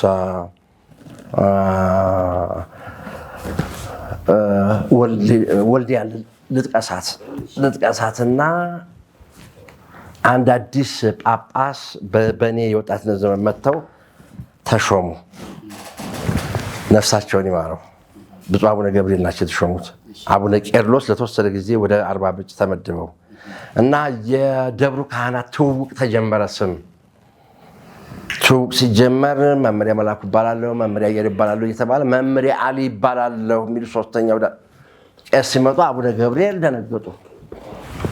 አየው ደነገጡ። መመሪያ አሊ ሲባል ደነገጡ። አሁን ይሄ ግን ለወሎዬ ግን አያስደነግጥም። ለምን? በዘመናት ሂደት ውስጥ በነበረው መዋሃድ በተለያዩ ጫናዎቹ ሊሆኑ ይችላሉ ስም እስከ መረሳሳት ድረስ ተደርሷል። አሁን እኮ ስታሰቡ ብዙ እኮ ላያስገርም ይችላል። አሁን እኛ አረብኛችን እኔ አሁን አሰላሙ አለይኩም ምናምን ስል ማለት ይሄ ሰውዬ እስላም ሆነ እንዲህ ይልሃል። ግን የግብፅ ኮፕቲክ ኦርቶዶክስ ተዋህዶ ቤተክርስቲያን ታውቃለህ፣ ቢስሚላህ ብለው ነው እንግዲህ ወንጌሉን የሚጀምሩት። የእነ አቡነ ሽኖዳን ስብከትም ማየት ትችላለህ። እንዲያውም የግብፅ ኮፕቲክ ቤተክርስቲያን የወጣቶች ጉዳይ ሊቀ ጳጳስ ብፁዕ አቡነ ዳውድ ይባላሉ። አየው እንደዛ ነገር ወሎ ያደረገው ነገር ምንድን ነው? እነዚህ ነገስታት ቂምና ቁርሾ ጥለው ለልጅ ልጆች የሚሆን ደም ጥለው ከሄዱ የምጫረሰውና የምጋደው እኔ ስለሆንኩኝ ይህንን ችግር ለአንድና ለመጨረሻ ጊዜ መፍታት አለብኝ አለና እንግዲህ እስላምና ክርስቲያን እየተጋባ ልጅ ተወለደ አይደለ? ይኸው እስላም ከክርስቲያን ጋር ተጋባ አይደለ? ያ እስላም ገዳይ ነው ከተባለም የሟችም ደም አለበት። ምናልባት ያንኛውም ደግሞ ክርስቲያኑ ከሆነ ገዳይ የሚባለው ከሙስሊሙ ጋር ሲጋባ የሚወለደው ልጅ የገዳይም ደም አለበት፣ የሟችም ደም አለበት እና ማንን ይበቀላል? እንዲህ አይነት ጥልቅ የሆነ ነገር እኮ ነው የሰራው ሁሉ። አየው ለምሳሌ ገዳዩ እስላም ሆነ ተገዳዩ ክርስቲያን ሆነ ወይም ደግሞ ገዳዩ ክርስቲያን ሆነ ተገዳዩ ሙስሊም ቢሆን ሁለቱ ከተጋቡ የሚወለደው ልጅ የገዳይም ደም አለ፣ የሟችም ደም አለ እና ማንን ይበቀላል? እስከዚህ ድረስ ነው ርቀት እኮ የተሄደው ወሎ እኮ። ይህን ያደረገው አገርን ለመስራት እኮ ነው። ቂም የሚባለውን ነገር ለአንድና ለመጨረሻ ጊዜ እኮ ከምድሮች ላይ ለማስወገድ ነው። ይህ ብቻ አይደለም። ትሰማለህ? ለምሳሌ ባለፈው የሰራው በጣም ሸጋ ፕሮግራም የልጎ ጊዮርጊስ አይተዋል አለ። ያ እኮ በጣም ማለት አሁን ከነገርኩ ታሪክ ጋር የሚገናኝ እኮ ነው። ምን መሰለህ? ወደ ልጆች ቂም እንዳይተላለፍ ሙስሊሞቹ ቤተክርስቲያኑ የእኛ ነው ብለው የሚጠብቁት ወይ ደግሞ ክርስቲያኖቹ መስጂዱ የእኛ ነው ብለው እንዲጠብቁት ነው ያደረገው። ልጆቻቸው ሲያዩአቸው ኦኬ ለካ ይሄ ተቋም የጋራችን ነው ብለው እንዲያስቡ። ያ ብቻ አይደለም። አሁን አልሐምዱሊላህ ታቦታችን ገባ ሲባል ማለት ነው። አንዳንዱ ለዚህ ዘመን ሰው ይሄ እንትን በጣም ከባድ ነው የሚሆንበት እኮ እየቀለዱ ነው ወይ ሊል ይችላል። እንደዛ አይደለም። ወሎ ከኮንፍሊክት በተቻለ መጠን ኮንፍሊክት መቀነስ የሚፈልግ ማህበረሰብ ነው። ስለዚህ ኮንፍሊክትን የሚቀንሱ ተቋማትን ያበረታታል። ማይ ብራዘር በቃ ኮንፍሊክትን ለመቀነስ የሚጣጣሩ ተቋማትን ያበረታታል። እዛ አካባቢ በርካታ ሙስሊሞች ባሉበት ቤተክርስቲያን ካለ እቺ ቤተክርስቲያን ቢያንስ የሞራል ትምህርቶች አሏት። ጄኔሬሽኖቿን ታስተምራለች። አትስረቅ፣ አትዘሙት፣ አትዋሽ ትላለች። ስለዚህ እቺ ተቋም ለማህበረሰቡ ታስፈልጋለች። ሴንስ ኦፍ ቢሎንጊንግነስ ነው። ለዛ ነው ጥበቃ የሚያደርጉለት እንጂ ሁለት ሶስት አምላክ እኮ ደብልቆ እኮ እያመለክ አይደለም። በነገራችን ላይ እዚህ ጋር ልንገርህ፣ ወሎን ያህል ሀገር ሐይቅ እስጢፋኖስን ያህል መስቀል ያረፈበት ግሸን ማርያምን የሚመስል ቅዱስ ላሊበላን የሰራ ህዝብ አምልኮቱ ይደባለቅበታል ብሎ ማሰብ መቼም በጣም ሞኝነት ይመስለኛል። እንዲህ ሲያደርግ ሁለት ሶስት አምላክ እያመለክ የሚመስላቸው ሰዎች አሉ። ግን ይሄ ነው የነገርኩ ነገር ነው። ያ ብቻ አይደለም።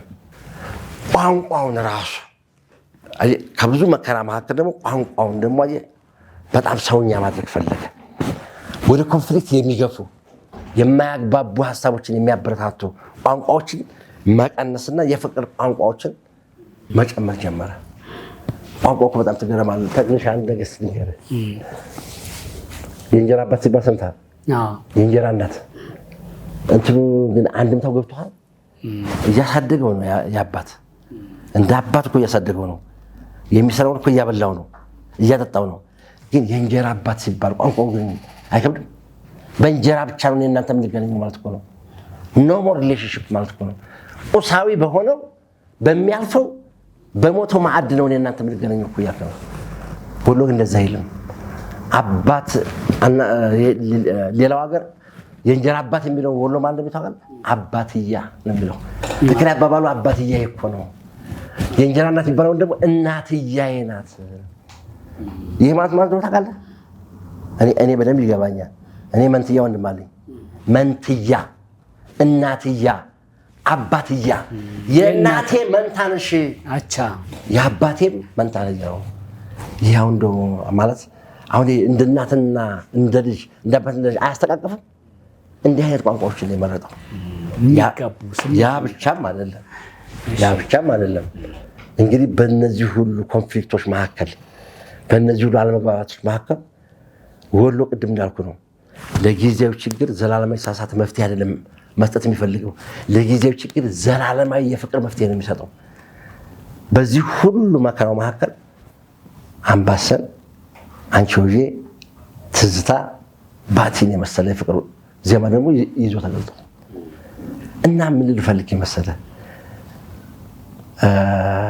አለመግባባት ሰውኛ ነው። እንደ ማህበረሰብ ደግሞ ከፍ ሲል ብዙ ዋጋ ያስከፍላል። እንደ ሀገር ደግሞ ማለት ነው እንደ ሀገር ደግሞ ያሳንሳል አለመግባባት። ስለዚህ ኢትዮጵያ የምትባለው ሀገር በሁለት እግሯ እንድትቆም በማህበረሰብ መካከል መዋደድና መፋቀር እንዲኖር እንዲህ አይነቶችን እስቴት የገነባ ማህበረሰብ ነው። ለምሳሌ አሁን በእምነት መካከል መቻቻል የሚባል ቋንቋ አለ። ይሄ ለወሎ ስድብ ነው። ቶለራንስ የሚባለው ለወሎ ማህበረሰብ ስድብ ነው። መቻቻል እኮ ማለት ነው ያው ችዬዋለሁ እንግዲህ መቼም ግን እንደው አንድ ቀን የሆነ ነገር ከተገኘች ክፍተት እንደማለት እኮ ነው አንድምታው። ወሎ ላይ አክሴፕታንስ ነው ያለው፣ ቶለራንስ አይደለም። በጣም ትልቅ ዲፈረንስ ነው ያለው። መገነዛዘብ፣ መዋሃድ፣ መዋደድ ነው ወሎ ላይ ያለው። አንተ የኔን ታከብርልኛለህ፣ እኔ ያንተን አከብርልሃለሁ። አንተ ያንተን አቋም እንዲይዝልህ ከፈለክ በጉልበት በአመፅ በብሪት ሳይሆን በህይወትህ ስታሳይ ማለት ነው አንተ ወዳለበት መንገድ እመጣለሁ። በጣም የሚገርም ነው። በጣም የወደድኩት መጀመሪያ ላይ ሀሳብህን አደራጅተህ እስክትጨርሰው ብዬ ነው። ክርስቲያኑ ሲመጣ ክርስቲያን ሲደቁሰው፣ ሙስሊሙ ሲመጣ ሙስሊሙ ሲሰልሰው፣ እንዲህ እያለ የመጣ የሄደውን መሸኘት ሰለቸውና እርስ በርሱ ተዋልዶ ጠበቀው። በጣም ቴንኪው። እንዴት አይነት ተዋህዶ ነው እኮ አሁን አየኸው። ቅድም ያልኩህን ነገር ያዝልኝ። የኢትዮጵያን ታሪክ አንብብ። ወሎ ራስ በራሱ ችግር የለበትም። ከዘመነ መሳፍንት በላይ እኮ ከባድ ጊዜ የለም እኮ። ደግሞ በተቃራኒው የመጣ የሄደው የሚያገባት ትዳር የራስ የሆነ የቆመ የሚመጣውን ሪጀክት የሚያደርግ የሚተፋ ባህል ሲስተም ደግሞ አልመሰረተም። ምን መሰለህ እንግዲህ በጣም ጥሩ ጥያቄ ነው። የወሎ ማህበረሰብ ለመውደድም አይቸኩልም፣ ለመጥላትም አይቸኩልም። ከውጭ ትመጣለህ፣ እድል ይሰጥሃል። እድል የሚሰጥህ ምን ለማድረግ መሰለህ? በዚያ ማህበረሰብ ውስጥ ገብተህ አንድ አካል አንድ አምሳል ሆነህ ማህበረሰቡ ጠብቆ ያቆያቸውን እሴቶችን ፕሮሞት የምታደርግለት ከሆነ ካባ ልብሶ ያለቅስሃል፣ ችግር የለበትም። አንቃሪ የሆነ ሲስተም አለ። ወንፊት ነገሮች የሚነፋበት አለ፣ የሚለይበት ምንድነው? ወሎ አኮሞዴቲቭ ስለሆነ ተቀባይ የሆነ አቃፊ ነው የሚባለው። አቃፊ አንዳንዱ ቅዱስ ቃል ማለት ነው። አላግባብ በሆነ መንገድ ሰዎች ተጠቀሙበትና ከዛ ቃሉ ለመጠቀም ይከብዳል ማለት ነው። ሸጋ ቃላቶች እንዴት ረክሰዋል መሰለህ። ኤኒዌይስ ይህ ማህበረሰብ ወደሱ መጥተህ አብረኸው እንድትኖር የችግሩም የመፍትሄውም አካል እንድትሆንለት በእጅጉ ይፈቅዳል። ለዚህ ደግሞ ጊዜ ይሰጥሃል፣ ያይሃል፣ ይፈትሻል። እንደተባለውም ፈተናውን ካለፍክ ማለት ነው ዙፋን ላይ ያስቀምጣል፣ ችግር የለበትም። በዚያው ልክ ደግሞ ማለት ነው አይቶህ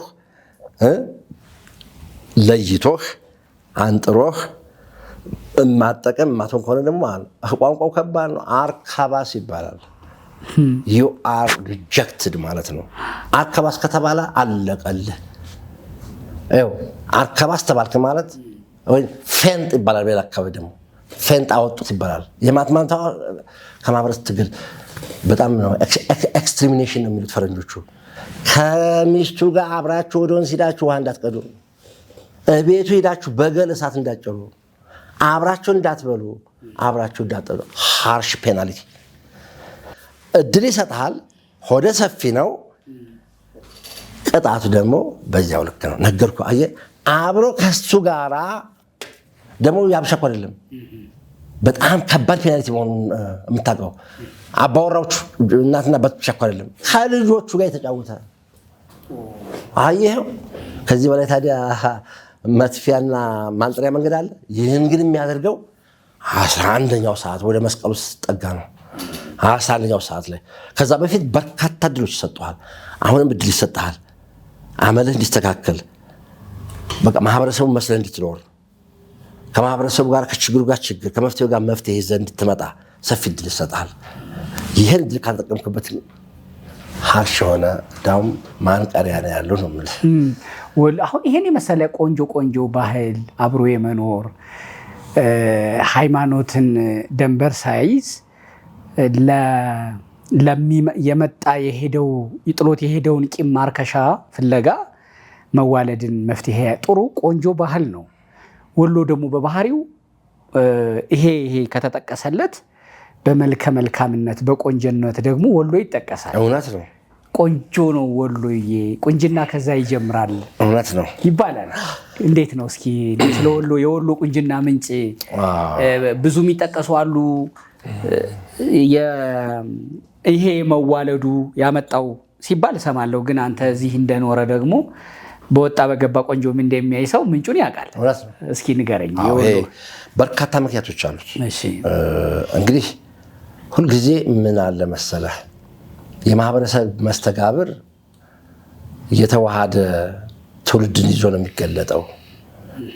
ወሎ እንግዲህ ከ16ኛው መቶ ክፍለ ዘመን ጀምሮ ያለውን የህዝቦች ፍልሰት ታውቀዋለህ ነው። ከኦሮሞ ማህበረሰብ ጋር የመዋለድ እድል አለው። አርጎባዎች አሉ። በኋላ ደግሞ በአፄዎቹ ዘመን ደግሞ በአፄ ኃይለሥላሴ ዘመን በኢንቨስትመንት በንግድ ከህንድም እኮ መጥተዋል። በነገራችን ላይ ከአረብ ከየመን በተለይ ደግሞ ወሎ፣ ደሴ፣ ወልዲያ ምናምን ያው ታውቃለህ አረብና የመን በቃ የኖረበት ነው። እስከ ባቲ ምናምን እስከ ሱዳኖች ሁሉ ከሚሴ በነገራችን ላይ ከሚሴ ራሱ ከመሰረቷት መካከል ሱዳኖች ሁሉ ይገኙበታል። ያ ውህደት ያመጣው እንግዲህ ከለር አለ። ያንን ዲና ማድረግ አትችልም። ይሄ የቆለኛው ህዝብ ደግሞ ከደገኛው ህዝብ ጋር ደግሞ መዋሃዱ ማለት ነው የሚያመጣው ደግሞ ባዮሎጂካል እንትን አለ። እኔ አሁን ከባዮሎጂ አንጻር ብዙም ኤክስፐርት ስላልሆንኩኝ ግን ሲወራ ሰማለሁኝ። ያ የህዝቦች መዳቀል የህዝቦች መዋሃድ ያመጣው መልክ ይመስለኛል። እንግዲህ ያ ተጨምሮበት ደግሞ ምን ያለ ነገር አለ መሰለህ ተክልዬ፣ ተፈጥሮ ማለት ነው ለሆነ ቦታ የሆነ ነገር የምትሰጠ ይመስለኛል። የኔ ሀሳቤ ነው። ለምሳሌ አጭር ርቀት የሚሮጡ ብዙ ጊዜ ከወደ ጀማይካ ይመጣል ባለ እኔ ተፈጥሮ የሆነ ነገር ያደለቻቸው ይመስለኛል።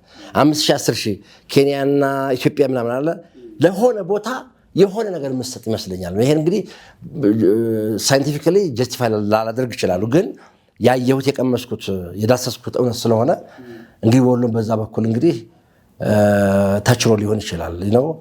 አየሩ ላይ አንዳንድ ከተሞች አሁን ይሄ ኳንተም ፊዚክስ የሚባለው እኮ አንዳንድ ከተሞች የራሳቸው ፍሪኩዌንሲ ያላቸው አንዳንድ ቦታዎች እና አንዳንዱ እንግዲህ የሸጋነት ፍሪኩዌንሲ ደግሞ ተጭኖበት ሊሆን ይችላል። እንዲህ ያለ ግን ማለት ነው ያንን የሚቀመስና የሚዳሰስ ሸጋነት ግን እያየ ነው። ይህን ዲና ማድረግ አይቻልም። በሪያሊቲ አባባል ከሩቅ ዘመድ ጎረቤት ሲባል እሰማለሁ። ቅርብ ያለ ጎረቤት ነው። እሳት ቢነሳ ችግር ቢመጣ ቡና የሚያጣጣ ኧረ ድረስልኝ ሲባል ከሩቅ ዘመድ የቅርብ ጎረቤት ሲባል እሰማለሁ።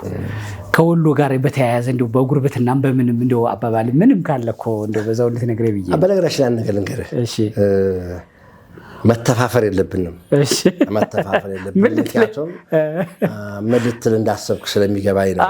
እኔ ምን ጥያቄ ነው? አንተ አይደለም እኮ ያልከው የሰማኸውን ነው። አንተ እንደዛ አቋም አለ እያልኩ አይደለም። እንግዲህ በአንድ ማህበረሰብ ውስጥ ስትኖር ማለት ነው አንዱ ማህበረሰብ ለሌላኛው መልካም ያልሆነ እይታ ሊኖረው ይችላል። እሺ ወሎ ሌላው ይቅርና በታሪክ እኮ የተበደለ ሀገር እኮ ነው። እስካሁን እኮ የወሎ ታሪክ እኮ አልተጻፈም። ተክሌዋ እሺ አልተጻፈም። በአድዋ ጦርነት የመጀመሪያውን ጥይት የተኮሱት ወሎዮች ናቸው። እኔ ለዚህ ምንም የማያሻማ እኮ መረጃ ወረኢሉ ከተጠብቀ የእንትና ጦር ነው የመሐመድ አሊ ወይም ደግሞ የንጉስ ሚካኤል ጦር ነው የመጀመሪያውን ጥይት የተኮሰው እኮ። ይሄ እኮ ማስረጃ አለን እኮ። በዚያን ወቅት የወሎ ፈረሰኞች ማለት አግሬሲቭሊ ዋሪየር ናቸው። ወሎ ፈረስ ሲባል አልሰማም። ወሎ ፈረስ ሲባል አሁን ሰው ምንም አያውቅም። ያለማጋነን ከዓለም ውስጥ ካሉ የፈረስ ዝርያዎች የወሎ ፈረስን የሚተካከለው አልነበረም ይባላል። ሽንጠ ረዥም ነው፣ ተምዘግዛጊ ነው። የወሎ ጦረኞች ደግሞ ፈረሰኞች ናቸው። አድዋ ላይ ማለት ነው ተአምር የሰሩት የሚካኤል አሊ የጦር ፈረሰኞች ናቸው። ያም እኮ አይደለም እንደነገርኩ እኮ በአርትም ስትሄድ እኮ አዝማሪው ሐሰን አማኑ አድዋ ስላሴን ጥላት አረከሰው በሞቴ ገበየው ግባና ቀድሰው ያለው እኮ ሐሰን አማኑ እኮ ነው። ገብቷል አይደል? እንደዚህ አይነት አገራቸውን በክብር ለማስጠራትና ጠላትን ዲፌንድ ለማድረግ በኪነ ጥበቡም በጦሩም የተሳተፉት ወሎዮች የሚናቁ አይደለም። ግንሳ ታሪክ ጸሐፊዎቹ ያሸናፊው ወገን ጸሐፍት ስለሆኑ የወሎን ተሳትፎ እንዳይነገር አድርገውታል። ይሄ አሁን እንኳን በግልጽ እየተነገረ ነው። በግልጽ በአደባባይ እየተነገረ ነው። ምንድነው ታሪኩ እንዳይነገር ተሳትፎው ደግሞ በደንብ እንዳይወራ ታውቀዋለህ። ፖለቲካል ኮንስፓይራሲ ላንተ እኮ አልነግርህም። ስለዚህ በተቻለ መጠን ደመቅ ብሎ ሊታይ የሚገባው ማህበረሰብ እንዲጋረድ ማድረግ በኢትዮጵያ ታሪክ የተለመደ አሰራር ሆኖ ነው። እንዲያ ለማድረግ ደግሞ ያልተገባ ስም መስጠት የተለመደ ነው። ወደ ጎረቤትነቱ ልምጣለ። እንዳውም ወሎ የማይታማበት ሀቅ ማለት ነው። በጣም ይገርመኛል። ወሎ የማይታማበት ከፈጣሪ ፊት ቀርበህ ራሱ በቃ መስክር ብባል ደረቴን ነፍቼ የምናገረው የጎረቤት ሀቅ ራሱ ሀቁ ስም አለው። ራሱ ሀቅ የጎረቤት ሀቅ ይባላል። ይህ የጎረቤት ሀቅ ማለት ነው። ሙስሊሙ እንደ ሙስሊምነቱ በደንብ ያውቀዋል። ክርስቲያኑ ራሱ ይሄ እኮ የሆነበት ምክንያት መሰለህ። አሁን ይሄ በእርግጥም ወሎ ጎረቤቱን ለጎረቤት ታማኝ ሆኖ ኃላፊነት ተሰምቶት ነው ወይ የሚኖረው ብትለኝ በእውነት እንባዬ ይመጣል፣ ስሜታዊ እሆናለሁ። እናቶቻችን ገበያ ጥለውን ሲሄዱ እኮ የሙስሊም ጎረቤቶቻችንን እኮ እናቶች ጦት እየጠባን ነበር የምንጠብቃቸው። ልክ ቅድም እንዳነሳሁት ከሩቅ ዘመድ የቅርብ ጎረቤት ተብሎ እንደተባለው እውነት ነው። እንዲህ አይነት አባባል ካለ ብዬ ነው እዚህ የሚጠቀስ ለመሰለ አባባሉ ወሎ ስለማይመጥነው ከአንደበት የማይወጣ አየው፣ ከአንደበት የማይወጣ ለብርኩ እኮ እኔ እኮ ሕያው ምስክር እኮ ነኝ። እኔ መንግስቱ ዘገያለሁ አይደለ? እኔ ይሄ የአባቴ ቤት የዘገየ አባቴ ቤት፣ ቀጥሎ ያረጋሽ አደም ቤት ነው፣ ቀጥሎ የማማ ጣይቱ ቤት ነው፣ ቀጥሎ የማማ ከድጃ ቤት ነው፣ ቀጥሎ የጀነት ሙሳ ቤት ነው፣ ከኔ ጎን የሐዋ መሐመድ ቤት ነው። እኒህ ሰዎች እኮ እኔን እኮ ማለት ነው እንደ ብርቅ ድንቅ አድርገው ያሳድጉኝ። ልክ እናትና አባቴ በፍቅር እንዳሳደጉኝ እነዚህ የጠራሁልህ ሙስሊም ሴቶች ማለት ነው እናቶች የኢድ ጊዜ ለእኛ ክርስቲያኖች ተብሎ ተለይቶ ሰርግ በሚሆንበት ጊዜ ማለት ነው እንደነገርኩህ በዚህ ሙስሊም የኔ እናት ናት መሀል ላይ ያለችው አለ። ሰርግ በሚደረግበት ጊዜ የክርስቲያኑ ድግስ እነዛ ጎረቤቶች ሙስሊም ልጆቻቸውን ሲድሩ የክርስቲያኑ ድግስ እኮ የምትደግሰው የኔ እናት ሆነ። በጣም ይቅርታ አድርግልኝ፣ በዚህ ላይ ኢሞሽናል ልሆን እችላለሁ። እንደዚህ አድርጎ የሚኖር ማህበረሰብ ካለ እስቲ አምጣልኝ። ያ ብቻ አይደለም እኮ አልኩህ።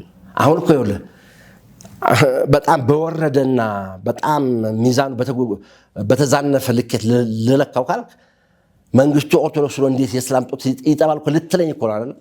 ሰውነት ማለት ይሄ እኮ ነው። እናቴ ገበያ ድረስ ስትመጣ የሙስሊም ጎረቤት ጡት ይጠባል። ሙስሊሟ ጎረቤቴ ገበያ ስትሄድ ማለት ነው ልጇ የእናቴ ጡት ይጠባል። ይሄ እንደው ከጎረቤት ሐቅም ራሱ እንደው አይበልጥም? ይህንን ማንም የሚያደርገው የለም።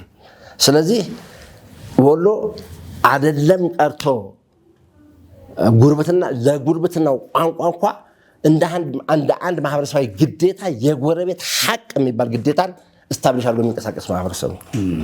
ስለ ጀግንነቱን ቅድም ስታነሳ ያልኝ የአድዋንም አልተጻፈም እንጂ አሁን ጊዜው ነው እየወጣ ነው ስትለኝ የቅርብ ጊዜውን ታሪክ ደግሞ የዚህ 2013 የህወሓትና የፌዴራል መንግስቱ ጦርነት ጊዜ ነበረ። ያኔ ወሎን አልፎ ነው ደብረ ብርሃን የደረሰው የህወሓት ጦር። ከደብረ ብርሃን ነው ደግሞ ተመልሶ ወደ መቀሌ ገባ የተባለው የሰማ ነው። እንግዲህ የጦርነቱን ኮዝንቶውና ግን ወሎ ታዲያ እነዛ ጀግኖች ለምንድን ነው አምነውበት ነው በፍቅር ሸኝተውት ነው ለምንድን ነው ሲባል እሰማለሁ ብዙ ጊዜ። ምን መሰለህ ቅድም ያልኩህ ነገር አለ። ወሎ ሳያጣራ አይጣላም፣ ሳያጣራም አይደግፍም። እሺ በቃ ይሄ እውነት ነው። እኛ የዚህ ዘመኖችን ይሄንን 27 ዓመት ሙሉ እኮ ነበር ህወሓት ከአጋር ድርጅቶች ጋር መንግስት ነበር። 27 ዓመት ሙሉ አላጣራም። ቴንክ ዩ ቬሪ ማች በጣም አመሰግናለሁ። ወደሱ ልመጣልህ እኮ እንዳውም ደረሳ የነበረውን ወዶት ነው ደጋፊ ሆኖ ከሆነ እሺ ደህና አስታወስከኝ። አይ ተክሌ ዋይ በጣም የሚገርም ነገር እሺ በኢትዮጵያ የፖለቲካ ታሪክ አሁን ለዛው ፖለቲካ ታስገባኝ አይደለ? በኢትዮጵያ የፖለቲካ ታሪክ ውስጥ በደልን፣ ግፍን፣ ማነስን፣ መረገጥን የማይወድ ማህበረሰብ ቢኖር ወሎ ነው። ነገር ግን ለሀገር ከሆነ ሀገር በሁለት እግሯ እንድትቆም ከሆነ ብትረግጠውም ይረገጥልሃል፣ ብታስርበውም ይራብልሃል። ይሴ ወሎ እኮ አሁን በረሃብ ምናምን ይባላል አለ። እንደው አንተ ስታስበው በ76 ዓመተ ምህረት በምስራቅ አፍሪካ ከፍተኛ ምርት አመረተች የተባለች ኢትዮጵያ በ77 እንዴት ነው የምትራበው? በ76 የተትረፈረፈ ምርት አመረተች የተባለች ኢትዮጵያ በ77 እንዴት ነው የምትራበው? ፖለቲካሊ ነው እንዲራብ የተደረገው። ያ ደግሞ አህዳዊ ኢትዮጵያ የምትባለው ለመመስረት ማለት ነው ደርጎች ከተሉት የነበረው ፖለቲካ ስለነበረ ማለት የግድ ወሎን ወደ ሌላ ሀገር ሄዶ ማዋር ስለተፈለገ ነው። ይሄ ፖለቲካል እንትን አይጠፋንም። ሂውማን ሜድ የሆነ ረሃብ ነው የ77ቱ ረሃብ። ያን እንኳን እያወቅ እኮ ማለት ነው ግድ የለም ለኢትዮጵያ ከሆነ ልሰልድ የሚል ህዝብ እኮ ነው። 27 ዓመት የነበረው መንግስት እንግዲህ ምን አይነት መንግስት ነው የሚለውን እንግዲህ ሚዛኑን ሌላ እንቶ፣ ምክንያቱም ከማን ጋር አወዳድረን የሚል ነገር ሊመጣብን ስለሚችል ኩርፊያ ግን ነበረው። አገር ተሰልፎ ያን መንግስት በካርድ ሲመርጠው ለመጀመሪያ ጊዜ በኢትዮጵያ ታሪክ የግል እጩ የመረጠው የደሴ ህዝብ መሆኑን ታውቃለህ? የጀነራል ሁሴን አህመድ ወንድም እኮ ነው። ለመጀመሪያ ጊዜ በኢትዮጵያ በኢህአዴግ ጊዜ በነበረው ምርጫ የግል እጩ የመረጠ ሀገር ደሴ ነው። የደሴ ልጆች በነበራቸው ጠንካራ የፖለቲካ ተቃውሞ ከደሴ ከተማ እየተነሱ ለበቀል ምዕራብ ወረዳ ሩቅ ወደ ተባለ ቦታ ይመደቡ ነበር። ወይ ፍንክች በኢትዮጵያነት አንደራደርም በማለታቸው ያኔ ሌላውማ ተሰልፎ ማን እንደመረጠ ታሪክ እኮ ይመሰክራል እኮ። እንግዲህ አሁን ማወዳደርና ማበላለጥ ምናምን አይደለም እየተናገርኩ ያለሁት እኔ ኢንሳይድ አውት ያለውን በቃ ወሎ ላይ ያለውን ነገር ነው። በመቃወምም ደረጃ በመፋለምም ደረጃ የደሴን ህዝብ የወሎን ህዝብ የሚቀድመው ማንም የለም። ይሄን እንድታውቅ በመጀመሪያ ደረጃ። ሌላው እንደነገርኩ ነው እንግዲህ በኢትዮጵያ የፖለቲካ ስርዓት ውስጥ መበደልና መረገጥን እምቢኝ የሚል ማህበረሰብ የፈለቀበት ነው ብያለሁ። እነ ዋለሊ ጥላሁን ከቦረና፣ ጥላሁን ግዛው ከራያ ሮቢት እና ፖለቲካ ተብሎ ዛሬ 10 ጊዜ የሚወራለትን ፖለቲካ የገለጡትና ይዞት የመጡት እኮ የወሎ ልጆች ናቸው።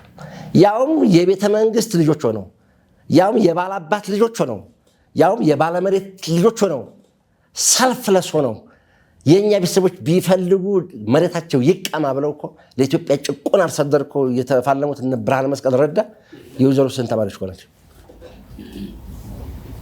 አሁን ዛሬ ሰዎች ለየራሳቸው ፖለቲካ እየተነተኑ የተለያየ ትርጉም ሊሰጡት ይችላሉ። ግን መሬት ላይ ያለውን እውነት መካድ አይቻልም። እንዳልከውም በቅርብ ጊዜ በነበረው ጦርነት ወሎ ምንም አላደረገም አይነት ነገር የሚወራው ወሬ ራሱ ያስቀኛል። በነገራችን ላይ የትግራይ አዲስ አበባ መንገድ በዚህ ስለሆነ ነው እንጂ የትግራይ አዲስ አበባ መንገድ በሌላው አቅጣጫ ቢሆን ማለት ነው ተመሳሳይ ሂስትሪ ነው፣ የተለየ ነገር የለውም። ተመሳሳይ ነው የሚሆነው።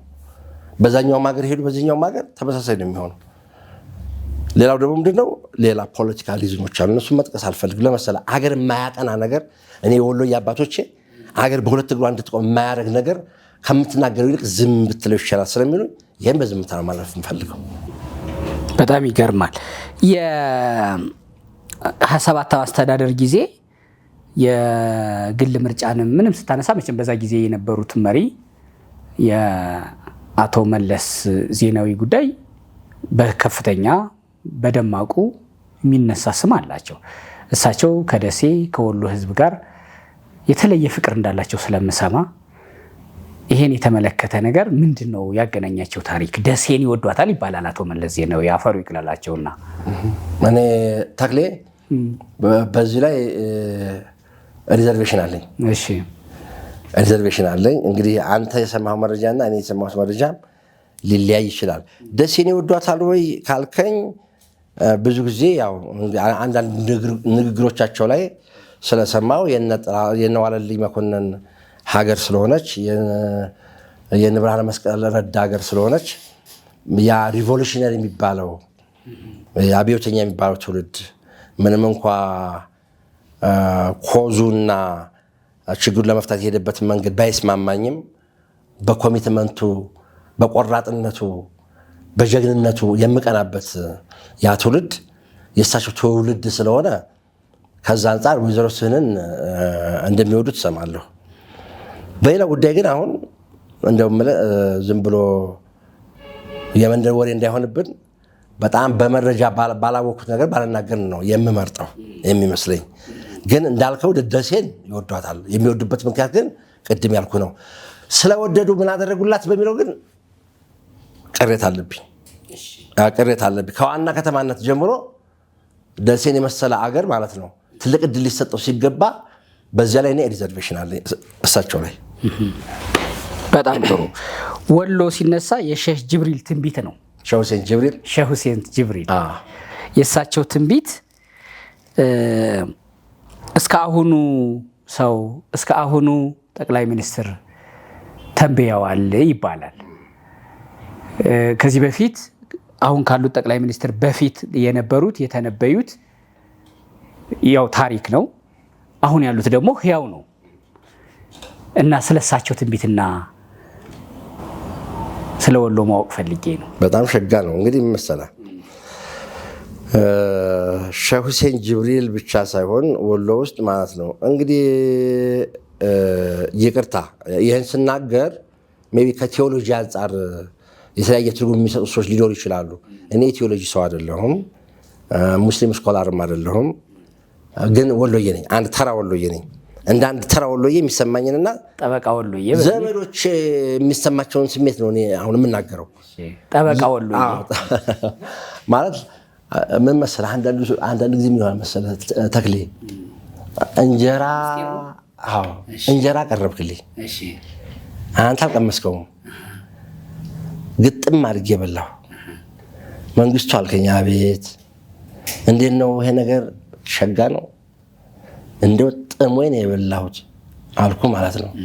ከዛ ተሳስተሃል ትለኛለህ አንተ። እሺ አይጣፍጥም። ኧረ ተክሌ ይጣፍጣል። አይጣፍጥም። እኔ እኮ ነኝ የቀመስኩት። አይጣፍጥም።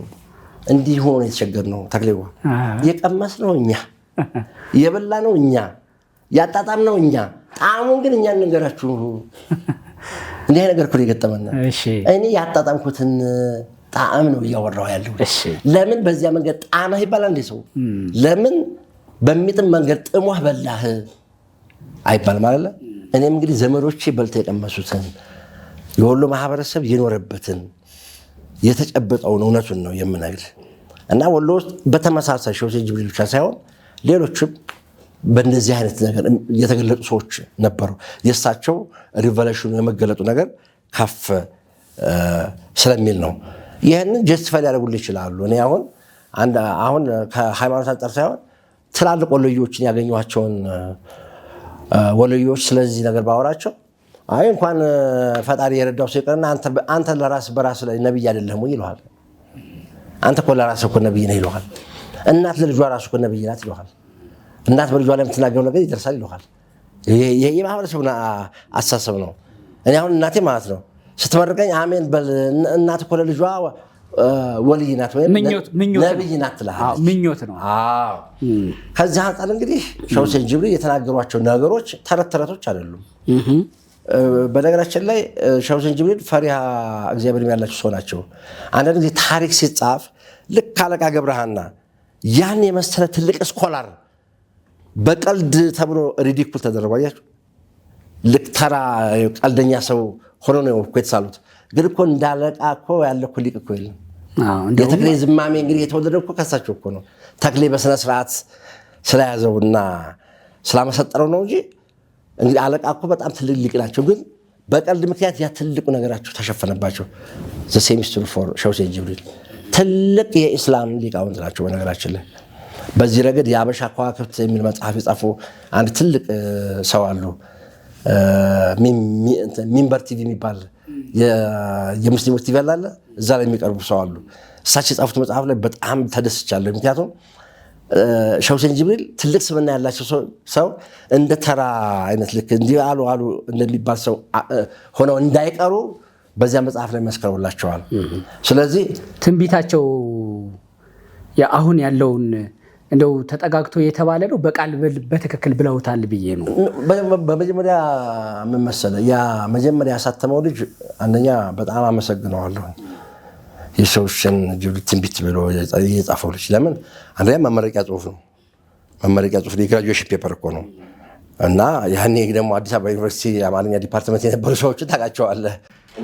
ፍልቅቅ አድርገው እያንዳንዷን ነገር አጣርተው ነው ከየት መጣ ብለው የት መጤነቱን ሁሉ ፈትሸው ነው የሚያሳልፉት። እና ጥሩ ዘመን ላይ ነው የደረሰው። ለምን የሼህ ሁሴን ጅብሪል እንትን በቃል እየተላለፈ የነበረው ዘመን ላይ ደርሶበታል። ጊምባ ድረስ ሄዶ ምናምን ነው እኮ ያጠናው። ስለዚህ ያ ደግሞ በደረሶቻቸው ኮንቴምፖራሪ በሳቸው ዘመን በነበሩ ትልቅ ሰዎች በተራው ማህበረሰብ አንደበት ስለ የነበረ ነው። እዚህ ጋር ነገር የማትጠራጠርበት ነገር ወሎ ደስታውን፣ ሐዘኑን፣ ውድቀቱን፣ ስኬቱን፣ መከፋቱን፣ ሐሴቱን ሁሉን ነገር በስነ ቃል የመግለጽ ጥንተ ተፈጥሯል። ይሄ መቼም ታውቃለህ ብዬ ነው። ሐሳቡን በዛ መንገድ ነው እንትን የሚለው የሚገልጸው። ወሎ እኮ ማለት እየከፋውም እየገደልከውም በዚያ መካከል ደግሞ በኪነ ጥበብ ደግሞ እኮ እንትን ነፍስያውን ያሷርፋል እኮ ያሷርፋል። ታናሽ ታላቅ በላን አርሻ አደባባይ አለ ልብ ስጋ ይጣፍጣል ወይ አለ አፄ ዮሐንስ አመተው የክርስቲያን ስጋ ብላ ሲሉት እኮ ነው ተገዶ።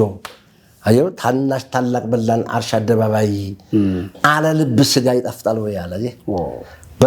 በመከራውና በችግር ውስጥ እንኳን ማለት ነው ኪነ ጥበቡን አብሮ ይገልጻል። ስለዚህ ያ ማህበረሰብ ይኸው ግጥም ወዳጅ ስለሆነ ስነ ቃል ወዳጅ ስለሆነ የሼህ ሁሴን ጅብሪልን የትንቢት ግጥሞች ማለት ነው ትንቢት ናቸው በሚለውም እኮ አስቦት ላይሆን ይችላል። በግጥምነቱ አየህ ከልጅ ወደ ልጅ እየተላለፈ የመጣ ሐቀኛ መረጃ ላይ የተመሰረተ ነው። ከዚያ በኋላ ግን ማለት ነው የመጡ ነገሮች አሉ። ዝም ብለው የተዳቀሉ ገጣሚዎች ዝም ብለው ለራሳቸው ፐርፖዝ እየደበላለቋቸው አሉ። ግን የመጀመሪያው ኋላ ሞዲፋይ ያደረገዋል። እሱም አይመቸኝም። የመጀመሪያዋ ለመመረቂያ ጽሁፍ የጻፋትን ማየት ትችላለህ። ያ እውነት ነው። እንግዲህ ይሄ ጀስቲፋይ እንዴት ይደረጋል? የሃይማኖት ሊቃውንቶቹ ምናምን መጠየቅ ይችላል። ግን አንድ ትልቅ ሰው ጠይኳቸው ምንድን ነው ስላቸው ይሄ ነገር እውነት ሊሆን ይችላል ወይ ስላቸው ወንድሜ ዓለም ከመፈጠሯ በፊት ማለት ነው ዓለም የምትሆነው ነገር ሁሉ ተመዝግቦ አልቋል። ስለዚህ እነዚህ ሰዎች እዚህ ቁጭ ብለው እስከ ዓለም ፍጻሜ ያለውን ነገር የማየት ኃይል ስለነበራቸው ያን ሊጽፉት ይችላሉ አሉኝ። አሁን ይሄ ትክክል ነው አይደለም ግን ለታዛቢው መተው ነው። እሺ አሁን እስከ የዶክተር አብይ አህመድ የኢትዮጵያ ጠቅላይ ሚኒስትር እንደሚሆኑ ሼህ ሁሴን ጅብሪል በትንቢታቸው ተንብየዋል ሆነዋልም። ከሳቸው በኋላ ምናልባት የተነበዩት ያልሰማነው ካለ መቼም ህይወት ይቀጥል የለ ዶክተር ጠቅላይ ሚኒስትሩ አብይ አህመድ ሰው ስለሆኑ በቁጥር የተቀመጠ ጊዜ ነው ጠቅላይ ሚኒስትር ሆነው ኢትዮጵያን ሊያስተዳድሩ የሚችሉት። ከዛ በኋላ ሌላ ሊኖር ይችላል። በዛ ደግሞ የተጠቀሰ ስም ካለና የሚመጣውን እንደው ለማወቅ ከመጓጓት የተነሳ ነው ይሄን ጥያቄ ማነሳው። ቀጣይ የሚመጣው አዎ ቀጣይ የሚመጣው እኔ መሰለኝ እኔ ሲመጣው መሰለኝ ከወሎ ነው እንግዲህ በቃ እንደዛ እንበለው እንጂ እንግዲህ ሰው ለራሱ ሰባ ምኞትና ሰው ለራሱ ወልይ ነው ተብሎ የለ በቃ እንግዲህ ቀጣዩ እኔ ነብይ ባሳድግ ይሻለኛል መሰለኝ። የሼህ ሁሴን ጅብሪል ትንቢት ነው የፈለገው። አሁን ደግሞ ለዚህ ብል ደግሞ ማለት መንግስቱ ጅብሪል መጣ ነው የሚሉት። ስምህ መንግስቱ ነው። ዞሮ ዞሮ መሰለ እንግዲህ የነገሮች መገጣጠም የሚሆን እንዳልከውም በትክክል ጀስቲፋይ ሆኖ ይሆን እስካሁን የተከሰቱ ነገሮች ተከስተዋል። የእርሳቸውን ነጥልን ማውጣት ሳያስፈልግ ምን እላቸው ከተፈሪ ጀምሮ ከእንትና እኮ የሚጀምረው ከንጉስ ሚካኤል ጀምሮ ከዛ ዘመን ጀምሮ ነው የተነበዩት እና ዞሮ ዞሮ ትክክል ነው አይደለም የሚለውን ነገር ከጠየከኝ አልኩ እውነት ሆኖ ያየነው ነገር አለ። ይሄም መካድ አይቻልም። ይሄ እንግዲህ ከማን ነው እንዴት መጣ ምናምን የሚለውን ደግሞ ለወደፊቱ ለሳተናው ለሚመጣው ትውልድ አሳልፈን ነው ተንበያው ነበር ተብሎ የሚነገረው ማለት ነው። ኖ መጽሐፍቱ ላይ ይመጣል ተብሎ መጽሐፎቹ ላይ አለ። የትንቢት አንዱ ባህሪው ከተተነበየ በኋላ ይሄ እኮ ተተንበዮ ነበር ሳይሆን መጀመሪያ መተንበዩን ማወቅ አለብን። መንግስቱ ዘገየ የኢትዮጵያ ፕሬዝዳንት ንጉስ የሚል ትንቢት መኖር አለበት። እውነት ነው። ያ ጊዜውን ጠብቆ ቦታውን ጠብቆ ሲመጣ ይሄ ትንቢት ነው ትንቢት ተፈጸመ ለማለት መጀመሪያ ትንቢት መኖር አለበት ማለት ነው። ምን መሰለህ ተግሬዋ ሲነገርና ሲጻፍ ይለያያል። ለምሳሌ ጽፈቱ የተጻፈው ይሄ ልጅ በ1970ዎቹ ለመመረቂያ ነው የጻፈው። ያ ማለት አብዛኞቹ ትንቢቶች ከተፈጸሙ በኋላ እኮ ነው የተጻፈው። ግን ይሄ ትንቢት ከመጻፉ በፊት የወሎ ማህበረሰብ ይሄ ልጅ በመጽሐፍ ከመጻፉ በፊት የወሎ ማህበረሰብ ከቤተሰቦች ሆድ ሲዋረድ ያ የተነገረው ትንቢት በስነ ቃል ይዞታል። ገብቷል አይደለ? አሁን አንዳንድ ጊዜ ልክ እንትን እኮ ነው ደመናውን አይተው አሜን በሉ አሜን በሉ እሺ ዛሬ ማታ ዝናብ ይጥላል እንደዛ አይነት ነገር ነው ያንተ ስጋት። ግን ይሄኛው ኦልሬዲ ማህበረሰቡ ያውቀዋል የተከሰተ ለምሳሌ ይሄ ልጅ ራሱ መጽሐፍ ከጻፈ በኋላ ነገሮች ተከሰቷ የሆኑ ነገሮች ተከሰቱ አላነሳቸውም። ገብቷል። ስለዚህ በተወሰነ ደረጃ እውነትነት አለው ልፈልግ ነው። ወደ ወሎ ዱበርቲ መርሃባ በአንድ ማማ አይሻ የሚባሉ ቤት ሂጄ ነበረ። መርቀውኛል። ኮምቦልቻ ተመርቄያለሁ። አስተማማኝ ነው። እንደው ደግሞ እኔ የከሳቸው ምርቃት ስለዚህ አሜን በል እንደዚህ እንዴት ደስ እንደሚል ቪዲዮውን አሳያለሁ አደርገዋለሁ እዚህ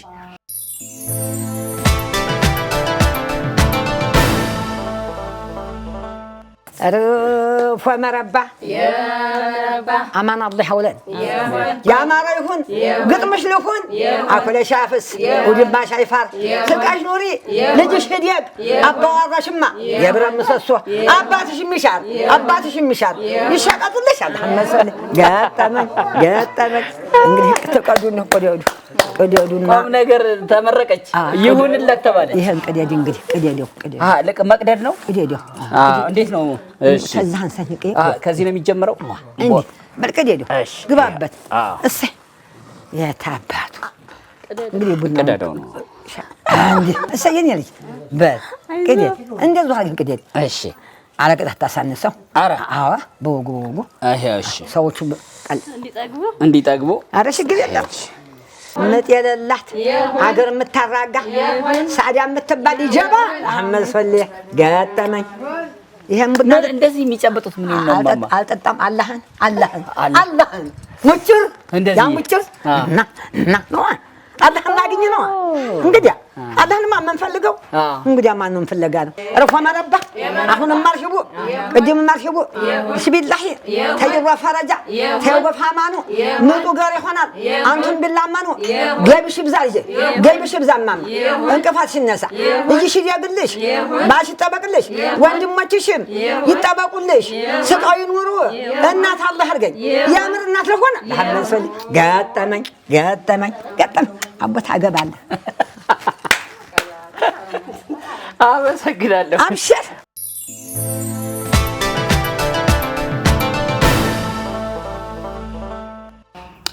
በጣም ያምራል። ከዛ ባለፈ ደግሞ የምርቃቱ መምጫ የምርቃቱ መነሻ በራሱ ባህሉን ማወቅ ፈልጋለሁ። እሳቸው ምርቃቱን ነው የሰጡን፣ ግን ደግሞ ሀሳቡ ምንድነው? ምርቃቱ ለነማን ነው? ምንድነው የሚመርቁት? እንደዚህ የሚሉት ነገር አላቸው። ቅድም እኮ የመጣው አሁን እኔ ያየ ቀጭኗን ሰበዝ አውቃታለች የምትመዘዘውን በቃ ወሎየነትን ያጸናችሁ ቀጭኗን ሰበዝ ስለማውቃት አሁን ከሱ ጋር የማገናኝልህ ቅድም እንዳልኩ ነው። ከዚህ በኋላ በእኛ መካከል ሰዎች በሚያመጡብን ጣጣ መጋጨት፣ መራራቅ፣ መጓደል የሚባል ነገር መኖር የለበትም። በፍቅር ነው መኖር ያለብን። ተሳስበን ተገናዝበን አክሴፕት ተደራርገን ተቻችለን አይደለም። እንደው ተክሌ በአጽንኦትችን መቻቻል የምትለውን ነገር ማለት ነው የወሎ ማህበረሰብ ቋንቋ አለመሆኗን አበክረህ እንድትነግርልኝ። በቃ አክሴፕት ነው የምንደራረገው። ተክሌን በተክሌነቱ እኔም በኔነቴ በምንጋራቸው የጋራ ጉዳዮች ላይ አብሮ መሳተፍ፣ በምንለያይባቸው ነገሮች ደግሞ ማለት ነው ባለመግባባት መግባባት ነው የሚችልበት ወሎዬ። በምትግባባውም ትግባባለህ፣ በማትግባባውም ተግባብተህ አብረህ ትኖራለህ። ስለዚህ ወሎ እንደነገርኩ ያጥለውበት የሄደው ቁርሾ እርሾው እንዳይቦካ ቶሎ የማዳፈን ስራ መስራት ስለነበረበት የሚያዋድዱ ማህበራዊ መስተጋብር የሚያመጡ ስርዓቶችን ደግሞ ዘረጋ። ከነዚህ ስርዓቶች መካከል አንዱ ወዳጃ ይባላል። ወዳጃ ቃሉ ራሱ ወዳጅነት እኮ ነው። ወዳጅነትን ወዳጃ የሚለው እና እንግዲህ ወዳጃ ወሎ ውስጥ በዚህ ረገድ ጥሩ ጽሁፍ የጻፉ ሰው አውቃለሁ። ዶክተር አሰፋ ባልቻ ይባላል። ስለ ወሎ በእውነት ከሁላችንም በተሻለ መንገድ መግለጽ የሚችል የታሪክ አዋቂ ነው። በወሎ ዩኒቨርሲቲ የታሪክ መምህር ነው እና ወዳጃ ይላል እሱ የወሎ ማህበረሰብ ከተፈጥሯዊና ሰው ሰራሽ ተግዳሮቶች ኮፓፕ ለማድረግ ለመቋቋም፣ ለመገዳደር ተፈጥሮ የምታመጣበትን መከራ ሰው የሚያመጣበትን ችግር ተቋቁሞ እንደ ማህበረሰብ ቀጥ ብሎ ለመጓዝ ከተጠቀመባቸው ባህላዊ ስርዓቶቹ መካከል አንዱ ወዳጃ ነው ይለዋል። በጥሩ ቋንቋ ነው የገለጸው እና ይሄ ወዳጃ 4 አይነት ወዳጃ ነው ያለው። በነገራችን ላይ ሰዎች ተሰብስበው ነው እንግዲህ በወዳጅነት ተሰብስበው ዱዓ የሚያደርጉበት ስርዓት ነው እና 4 አይነት ወዳጃ ነው ያለው። የመጀመሪያው የጤነኛ ወዳጃ ይባላል። የጤነኛ እድሜያቸው እስከ 14 ዓመት የሆኑ ህፃናቶች ወሎ ህፃናት ልክ መጽሐፍ ቅዱስ ላይ ወደ እኔ ይመጡ ዘንድ አትከልክሏቸው የእግዚአብሔር መንግስት የነፍስ ናት እንደሚለው ፈጣሪ የህፃናትን ልብ ይቀበላል። ልበ ጧራ ናቸው፣ ልበ ንጹህ ናቸው ብሎ ያስባል ወሎ። ይህ ማህበረሰብ ልጅ ነህ ብሎ አይንቅህም። በትልቁ እንኳ የጸሎት ፕሮግራም ላይ ዋጋ ሰጥቶ ያሳትፋል። የጤነኛ ወዳጃ ይባላል። የሚበሉት ቆሎ ምናምን ይቀርብላቸዋል። ሁልህም በየሃይማኖት ዱዓ አድርግ የሚባለው በየሃይማኖት ፍሪደም ኦፍ ሪሊጅን ማለት እዛ ላይ የእምነት ነፃነት ተጠብቆልህ ነው። ሁልህም በየሃይማኖት ዱዓ አድርግ ይባላል። አንድ ጊዜ እዚህ አልቡኮ የሚባል ቦታ አለ። እዚህ ወደ ወሎ ጀማ ንጉስ የሚባለው የመጀመሪያው የእስልምና መውሊድ የተከበረበት ትልቅ የመሻይኮች ቦታ ነው። ወደዛ እየሄድኩኝ ጦሳ ፈላና የምትባል አንዲት ከተማ ላይ የሆነ ትልቅ ጋሪ አለ። ይሄ ጋሪያ ምንድነው አልኳቸው። ጋራ ማለት ያው ተራራ ማለት ስላቸው ማለት መጮያ ጋሪያ ይባላል አሉኝ። ምን ነው ስላቸው ዝናብ በሚቀርበት ጊዜ ህፃናቶች እዛ ላይ ወጥተው ማለት ነው ወደ አምላካቸው ይጮሃሉ። የሚገርመው ነገር አለኝ እኔ በልጅነቴ አስታውሳለሁ አለኝ ሰውዬው ሲነግረኝ። ወጥተን ስንጮህ ማታ ላይ በቃ ሰማዩ ግም ይላል፣ በደመና ይሞላል። እንግዲህ የተኖረ እውነት ነው። ይሄ የጤነኛ ወዳጃ ይባላል። ሁለተኛው ቶልፈና ወዳጃ ይባላል። ቶልፈና ወዳጃ ትንሽ በጣም ለሴስፌር ያለባት በጣም ነፃነት የሚሰማባት የጎረምሶች ዱዓ ናት። እሷ ዱዓ ትንሽ ከበድ ትላለች። ያው ይሄ የሚቀመሰውም ጫቱ ምንም አለባት፣ ወደኋላ ማልኮል አለባት መሰለኝ እና ወጣቶቹ በጣም ሪላክስ ሲያደርጉ አዌክንድ ስለሚሆኑ ያኔ የመረቁትም ይደርሳል የረገሙትም ይደርሳል ይላል እንግዲህ ማህበረሰብ። ሶስተኛው ወዳጃ ደግሞ የዱበርቴ ወዳጃ ነው። ዱበርቴ ማለት ሴት ማለት ነው።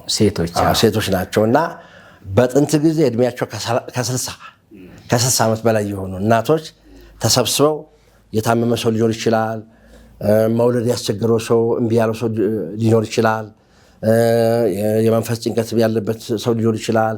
የሆነ ሀጃ ጉዳይ ኑሮበት ልክ እንደ ስለት ያለ ነገር ያ ሰው ተሰብስበው አርፎ መረባ እየተባለ አርፎ መረባ ማለት እኮ ይሁን አሁን ማለት እኮ አርፎ መረባ እነ ኤካርት ዘ ፓወር ኦፍ ናው ብለው ጻፉት እንጂ እናቶቻችን እኮ ጨርሰውታል። ይሁን መቼ አሁን። ምክንያቱም ለፈጣሪ the only time that's available in the face of God is now and now። አሁን ናት ያለችው።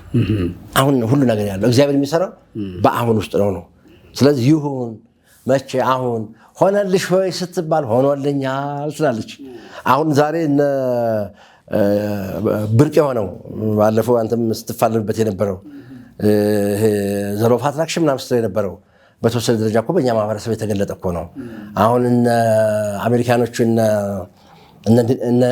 ኔቪሌ ጎዳርድ የሚባሉት ዘ ሎው ኦፍ አሳምፕሽን የሚባለው ደግሞ ዘ ሎው ኦፍ አትራክሽን የሚባለው የኛ ማህበረሰብ በጣም በሱ መልክና ቁመና ልክ እኮ ሰርቶ አብጃጅቶ የሚጠቀምበት እኮ ነው። እና ይሁን መቼ አሁን ሆነልሽ ወይ ስትባል አዎ መቼ አሁን። ይሄ ዘ ሎው ኦፍ አሳምፕሽን የምትለው እኮ ነው። እንደው ሩቅ እየሄድን እንደው ወንዝ ካልተሻገርን እያልን ነው እንጂ በራሳችን ወድና ቁመና ልክ የተሰፋን ህይወትን የምንገልጥበት የራሳችን መንገድ አለ ልፈልጌ ነው። እነዚህ ዱበርቴዎች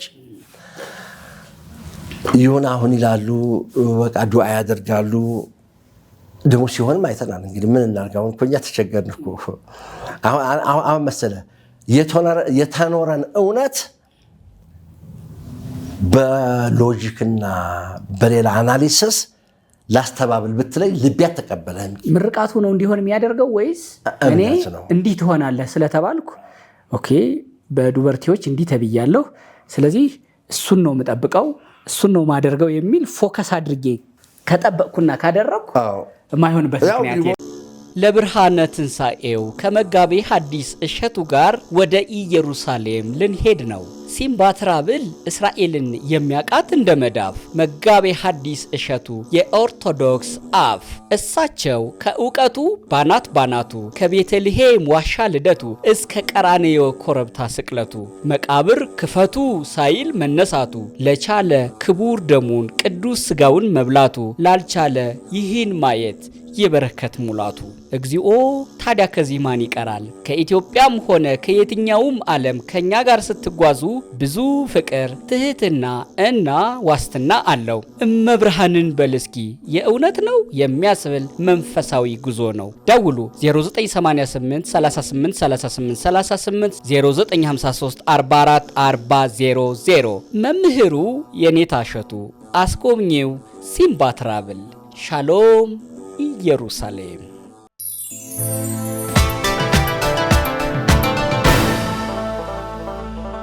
በዱበርቴዎች እንዲህ ተብያለሁ፣ ስለዚህ እሱን ነው የምጠብቀው፣ እሱን ነው ማደርገው የሚል ፎከስ አድርጌ ከጠበቅኩና ካደረግኩ የማይሆንበት ምክንያት የለም። ወሎ ምንድነው ሰው በልቡ እንዳሰበ እንደዛ ይሆናል የሚለውን በደንብ በመርህ ደረጃ ያስብበታል፣ ያምንበታል። ይሄ አሜንታውም ራሱ ማማ አይሻ አሜን በል እንደዚህ ውሰድ አሜን ደግሞ ይሁን መቼ አሁን ሆነልሽ ወይ ስትባል አሁን ሆነልኝ። የሚታይ ነገር የለም፣ የሚዳሰስ የለም። እንደተደረገላት አድርጋ ትቆጥራለች። ለዚህ በጣም ገራሚ ማሳያ ልንገርህ። እንደው ሰው ይታክታል እንጂ ባይራንድ የምናምን መጽሐፍ እያለ የነ ነቢሌ ጎዳድን መጽሐፍ እያለ ይደክማል እንጂ አንድ ነገር ልንገርህ። ፋጢማ ቆሪ የምትባል ዱዓ አለች። ፋጢማ ቆሪ ማለት አሁን ከተሜዎቹ ምን ብለዋታል መሰለህ? ያጥሩ ፋንካሽ ነው ምናምን ነገር ብለዋታል። ሴቷ አለት የኛ ናት፣ የኛ ነስደው እንታርገዋል ነው እንትን ነው ይሄ የሴቶች ያጥሩ ፋትስማሽ አንዱ በእንግሊዝኛም ነበረች ቤቢ ሻወር እሰይ እንደሱ መሆኑ ነው። እቺኛ ፋጢማ ቆሪ ትባላለች። ፋጢማ ቆሪ ማለት ነው የእናቶች ዱዓ ነው። 9 ወሯ ሲገባ ሴቲቱ ልክ እንደወለደች እንዲሰማት ኋላ ሳይኮሎጂካሊ ምጥ አለብኝ ላልወልድ እችል ይሆን ወይ ያመኝ ይሆን ወይ የሚለውን ስጋት ነፃ ሆና ሪላክስድ ሆና ማለት ነው ልጇን እንድትቀበል የማድረግ አደገኛ የሆነ ሳይኮሎጂ ፓወር ያለው እንትን ነው። ልክ እንደ ዘ ሴክሬት ላይ ቪዥዋላይዜሽን ምናምን እንደምትለው ጉድ እኮ ነው። ይሄ ሁሉ ከእናቶቻችን የተወሰደ ነው። እና ምን እንደሚደረግ ታውቃለህ? እንደወለደች ሴት ሆነ ይጋረድላታል። ይጋረድላታል፣ ገንፎ ይገነፋል። ከወደ ውጭ የጎረቤት ሴቶች ማለት ነው እልልታውን እያቀለጡት ነው የሚገቡት። ወለደች ተብሎ እኮ ነው አሲፍ ሺያዝ ግብ በርዝ ማለት ነው። እንደወለደች ተደርጎ ማለት ነው እንኳን ማርያም ማረች እያሉ ነው የሚገቡት። ያልወለደችው እንደወለደች ተደርጋ እኮ ነው የሌለው እንዳለ አድርጎ በሚጠራ እንደሚለው እኮ ባይብሉ ማለት ነው። አልዩ ግን ይሄ ፓወሩ ከዛ በኋላ እንደዛ አድርገው ያንን በዓል አክብረውላት በመነገታው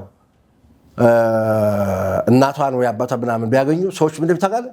አይ እሷማ ተገላገለች አላህ ደረሰላት አይደል ወይ? ልክ እንደወለደች ነው የሚደረገው። ይሄ እንግዲህ ያለውን ፓወር ታጓዝ። አንደኛ ሜንታሊ ሺ ዊል ቢ ፕሪፔርድ።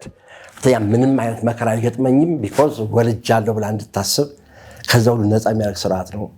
እናቶቻችን እጅግ በጣም እንደዚህ ጥልቅ በሆነ መንገድ ነው ህይወትን የሚኖሯት። ስለዚህ ዱበርቲዎች ቅድም እንዳልኩ ጥቃቅን ነገሮች ሊኖሩ ይችላሉ። ችግር ያለባቸው ሰዎች፣ በሽታ ምናምን ያለባቸው፣ የሆነ ሀጃ ያለባቸው ወይ ስለት ያለባቸው ሰዎችን ይህ የሴቶች ዱበርቲ ግን በወሎ ደግሞ የሚገርም አደገኛ ገጽታ ነበረው። ልንገርህ፣ እነዚህ ዱበርቲዎች ቮይስ ኦፍ ዘ ቮይስለስ ነው የምንላቸው። አንድ ማህበረሰብ ጭቃሹሙ የአውራጃው ገዢ የወረዳው ገዢ በጣም የሚያሰቃያቸው ከሆነ ሰላም የሚነሳቸው ከሆነ ወይም ደግሞ በማህበረሰብ ውስጥ የሆነ ችግር ኖሮ አመራሮቹ ገዢዎቹ ያላዩላቸው ያልተረዱላቸው ነገር ካለ ያለ ማሰማት ምን ያደርጋሉ መሰለ? ከገዢው ቤት ፊት ለፊት ባሻገር ወይም ከአውራጃው ገዢ ሊሆን ይችላል ከወረዳው ገዢ ፊት ለፊት ይቀመጡና ድቢያቸውን እየመቱ እርፎ መረባ ነው። የሚበሉትም የላቸው የሚጠጡትም የላቸው። የዚህ አካባቢ ሰው ያኔ ማቅረብ ግዴታ አለበት። 7 ቀን ሊሆን ይችላል ዱዓ የሚያደርጉት። የሚበሉትም የሚጠጡትም ዱዓ የሚያደርጉበት የሚያስፈልጋቸው እጣኑ ክሉት ሁሉ ነገር ያሟላል። ይህ ማህበረሰቡ የኔ ግዴታዬ ነው ብሎ የተቀበለው ነው። በጣም ይገርማል። አባቴ ሲነግረኝ ማለት ነው እስከ ቅርብ ዘመን ድረስ በአልጋ ወራሽ ዘመነ መንግስት እንትና መርሆ ግቢ ፊት ለፊት ዱበርቲዎች ከተለያየ ቦታ መጥተው ማለት ነው በቃ ዱዓ ያደርጋሉ። ከዛ በኋላ ገዢው ወጥተው ምን ፈልጋችሁ ነው? ምን ችግር አለባችሁ? ወይ ምን ፈታው ችግር አለ ወይ ተብለው ሲጠየቁ ማለት ነው አዎ ይላሉ። ያንን ችግር ተናግረው እፈታለሁ በቃ ተስማምቻለሁ ካላሉ በስተቀር ከዛች ከተቀመጡባት አይነሱም። ቮይስ ኦፍ ዘ ቮይስ ያሳዩ። አንድ ማህበረሰብ የሚናገርለት ሰው ያስፈልገው ላይ የሚናገርለት ሰው ወሎ እንዲህ አይነቱን መከራ የአስተዳደር መከራዎች የአስተዳደር ችግሮችን ማለት ነው እንዲህ እንደው ከሌላ አባባሉ እንዲህ ያደረጉታል ብሎ የሚያልፍ ማህበረሰብ አልነበረም። ተሰብስቦ ድምፅ ሆኖ መፍትሄ የሚያሰጥ ማህበረሰብ ይሄ ዱበርቲ የሚባለው። የመጨረሻውና አራተኛው ከባዱ የአበጋር ወዳጅ የሚባለው ይሄ በሀገር ደረጃ ትልቅ ችግር ሲፈጠር ማህበረሰብን ከማህበረሰብ ድንበርተኛ ከድንበርተኛ ወንዘኛ ከወንዘኛ የሚያጣላ ነገር ከተፈጠረ አበጋር ነው እንግዲህ ያንን ወዳጃውን የሚመራው። በነገራችን ላይ ይኸው ተክሌ የምዕራባውያን ፍልስፍና ልክ እነ ሶቅራጠስ የግሪክን ፍልስፍና ይዘው ሲመጡ ከነሱ በፊት ፕሪሶቅራጠስ ከሶቅራጠስ በፊት የነበሩ ፈላስፋዎች አሉ። ሶቅራጠስ ደግሞ ያው ቤንች ማርክ ሆነ። ምክንያቱም ፍልስፍና ከሰማይ ወደ ምድር ስናወርዳት ወደኛ ህይወት እናምጣት አለና እኔ የማውቀው አለማወቅ ብሎችን ጀመረ። ሶቅራጠስ ማለት ነው መጀመሪያ ከማን ጋር እንደተጣላ ታውቃለህ? ከኪነ ጥበብ ጋር አታስፈልግም ማለት እሷ ማጨናበሪያ ናት አለ።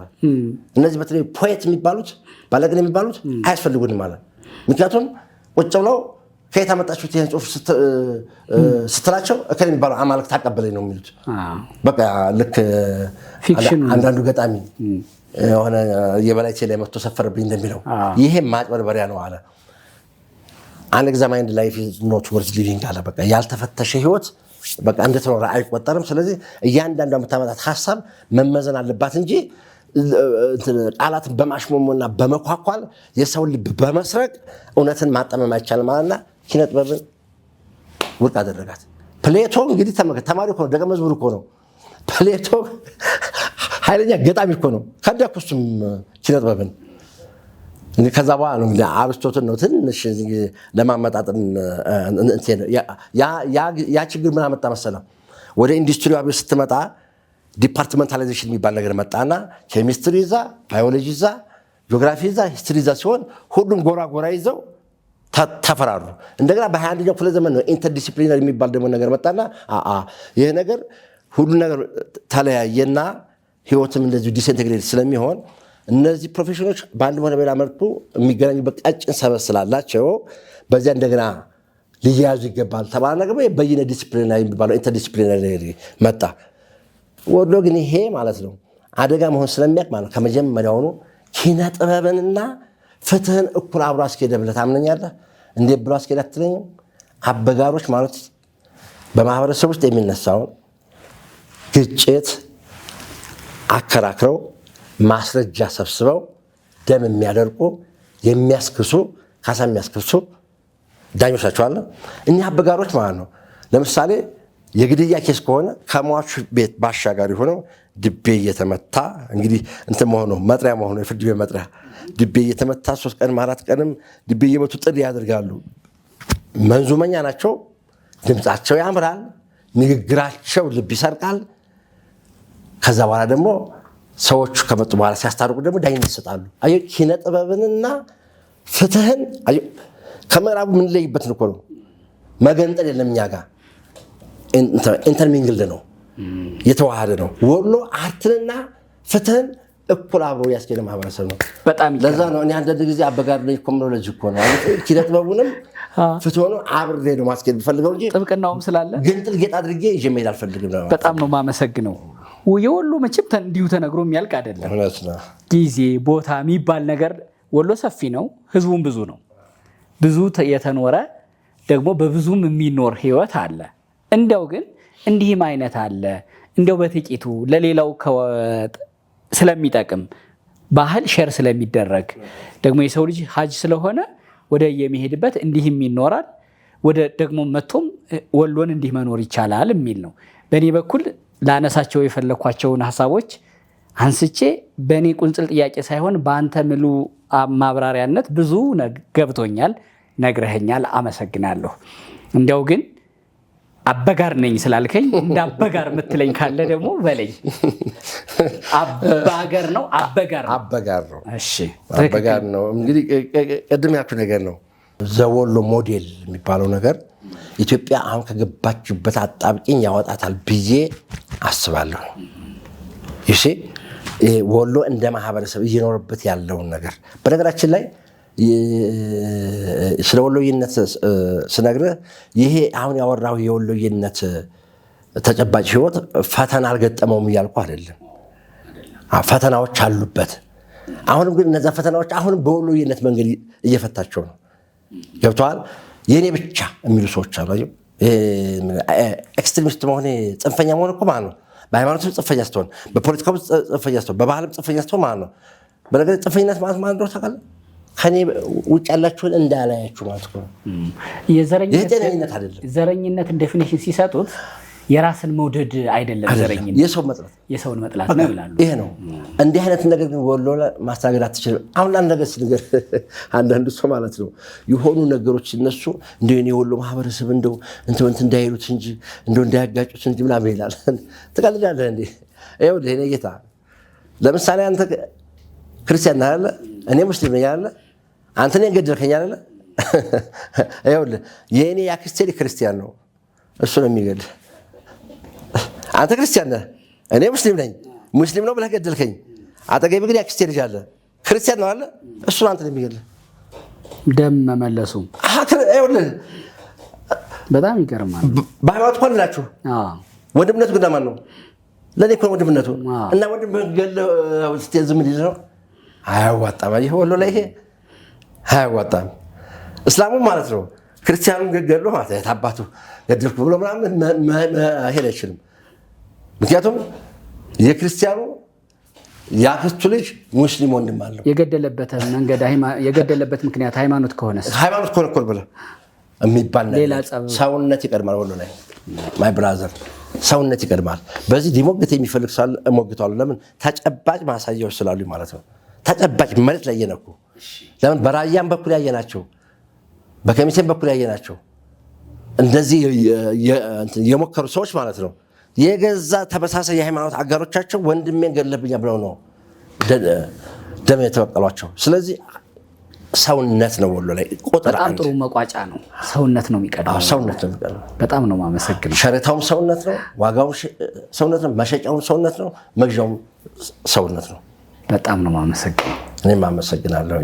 በጣም ብዙ መልክ ነው ያለህ፣ በጣም ብዙ አንደበት፣ ግን አጭር ዝም ብሎ መገለጫ፣ መታወቂያ፣ መዝገብ፣ የባህር መዝገብ ስም መንግስት የሚያውቀው ፈቃድ ማውጫ ስም ከጠራን መንግስቱ ዘገየ ብቻ ነው።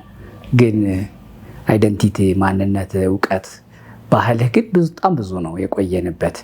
በጣም ነው የማመሰግነው። እኔም በጣም አመሰግናለሁ። በጣም ብዙ ነግረኸኛል። በሌላ ጊዜ በሰፊው ደግሞ በሌላ ፕሮግራም ተስፋለኝ አስቸግራለሁ፣ ደግሞ ተስፋለኝ ፈቃድህ ይሆናል። ለመጀመሪያ ጊዜ በስነ ስርዓት ወሎዬነት ማለት ምን ማለት ነው፣ አንድምታውስ ምንድን ነው፣ ለዚህ ዘመን ሰውስ ምን ይጠቅመዋል ብሎ ስራዬ ብሎ አስቦ መጥቶ የጠየቀኝ የመጀመሪያው ጋዜጠኛ ተክለ ሃይማኖት ምናምን ምትለመሰል በአንድ አነጋገር አዳነ። እኔም በጣም አመሰግናለሁ።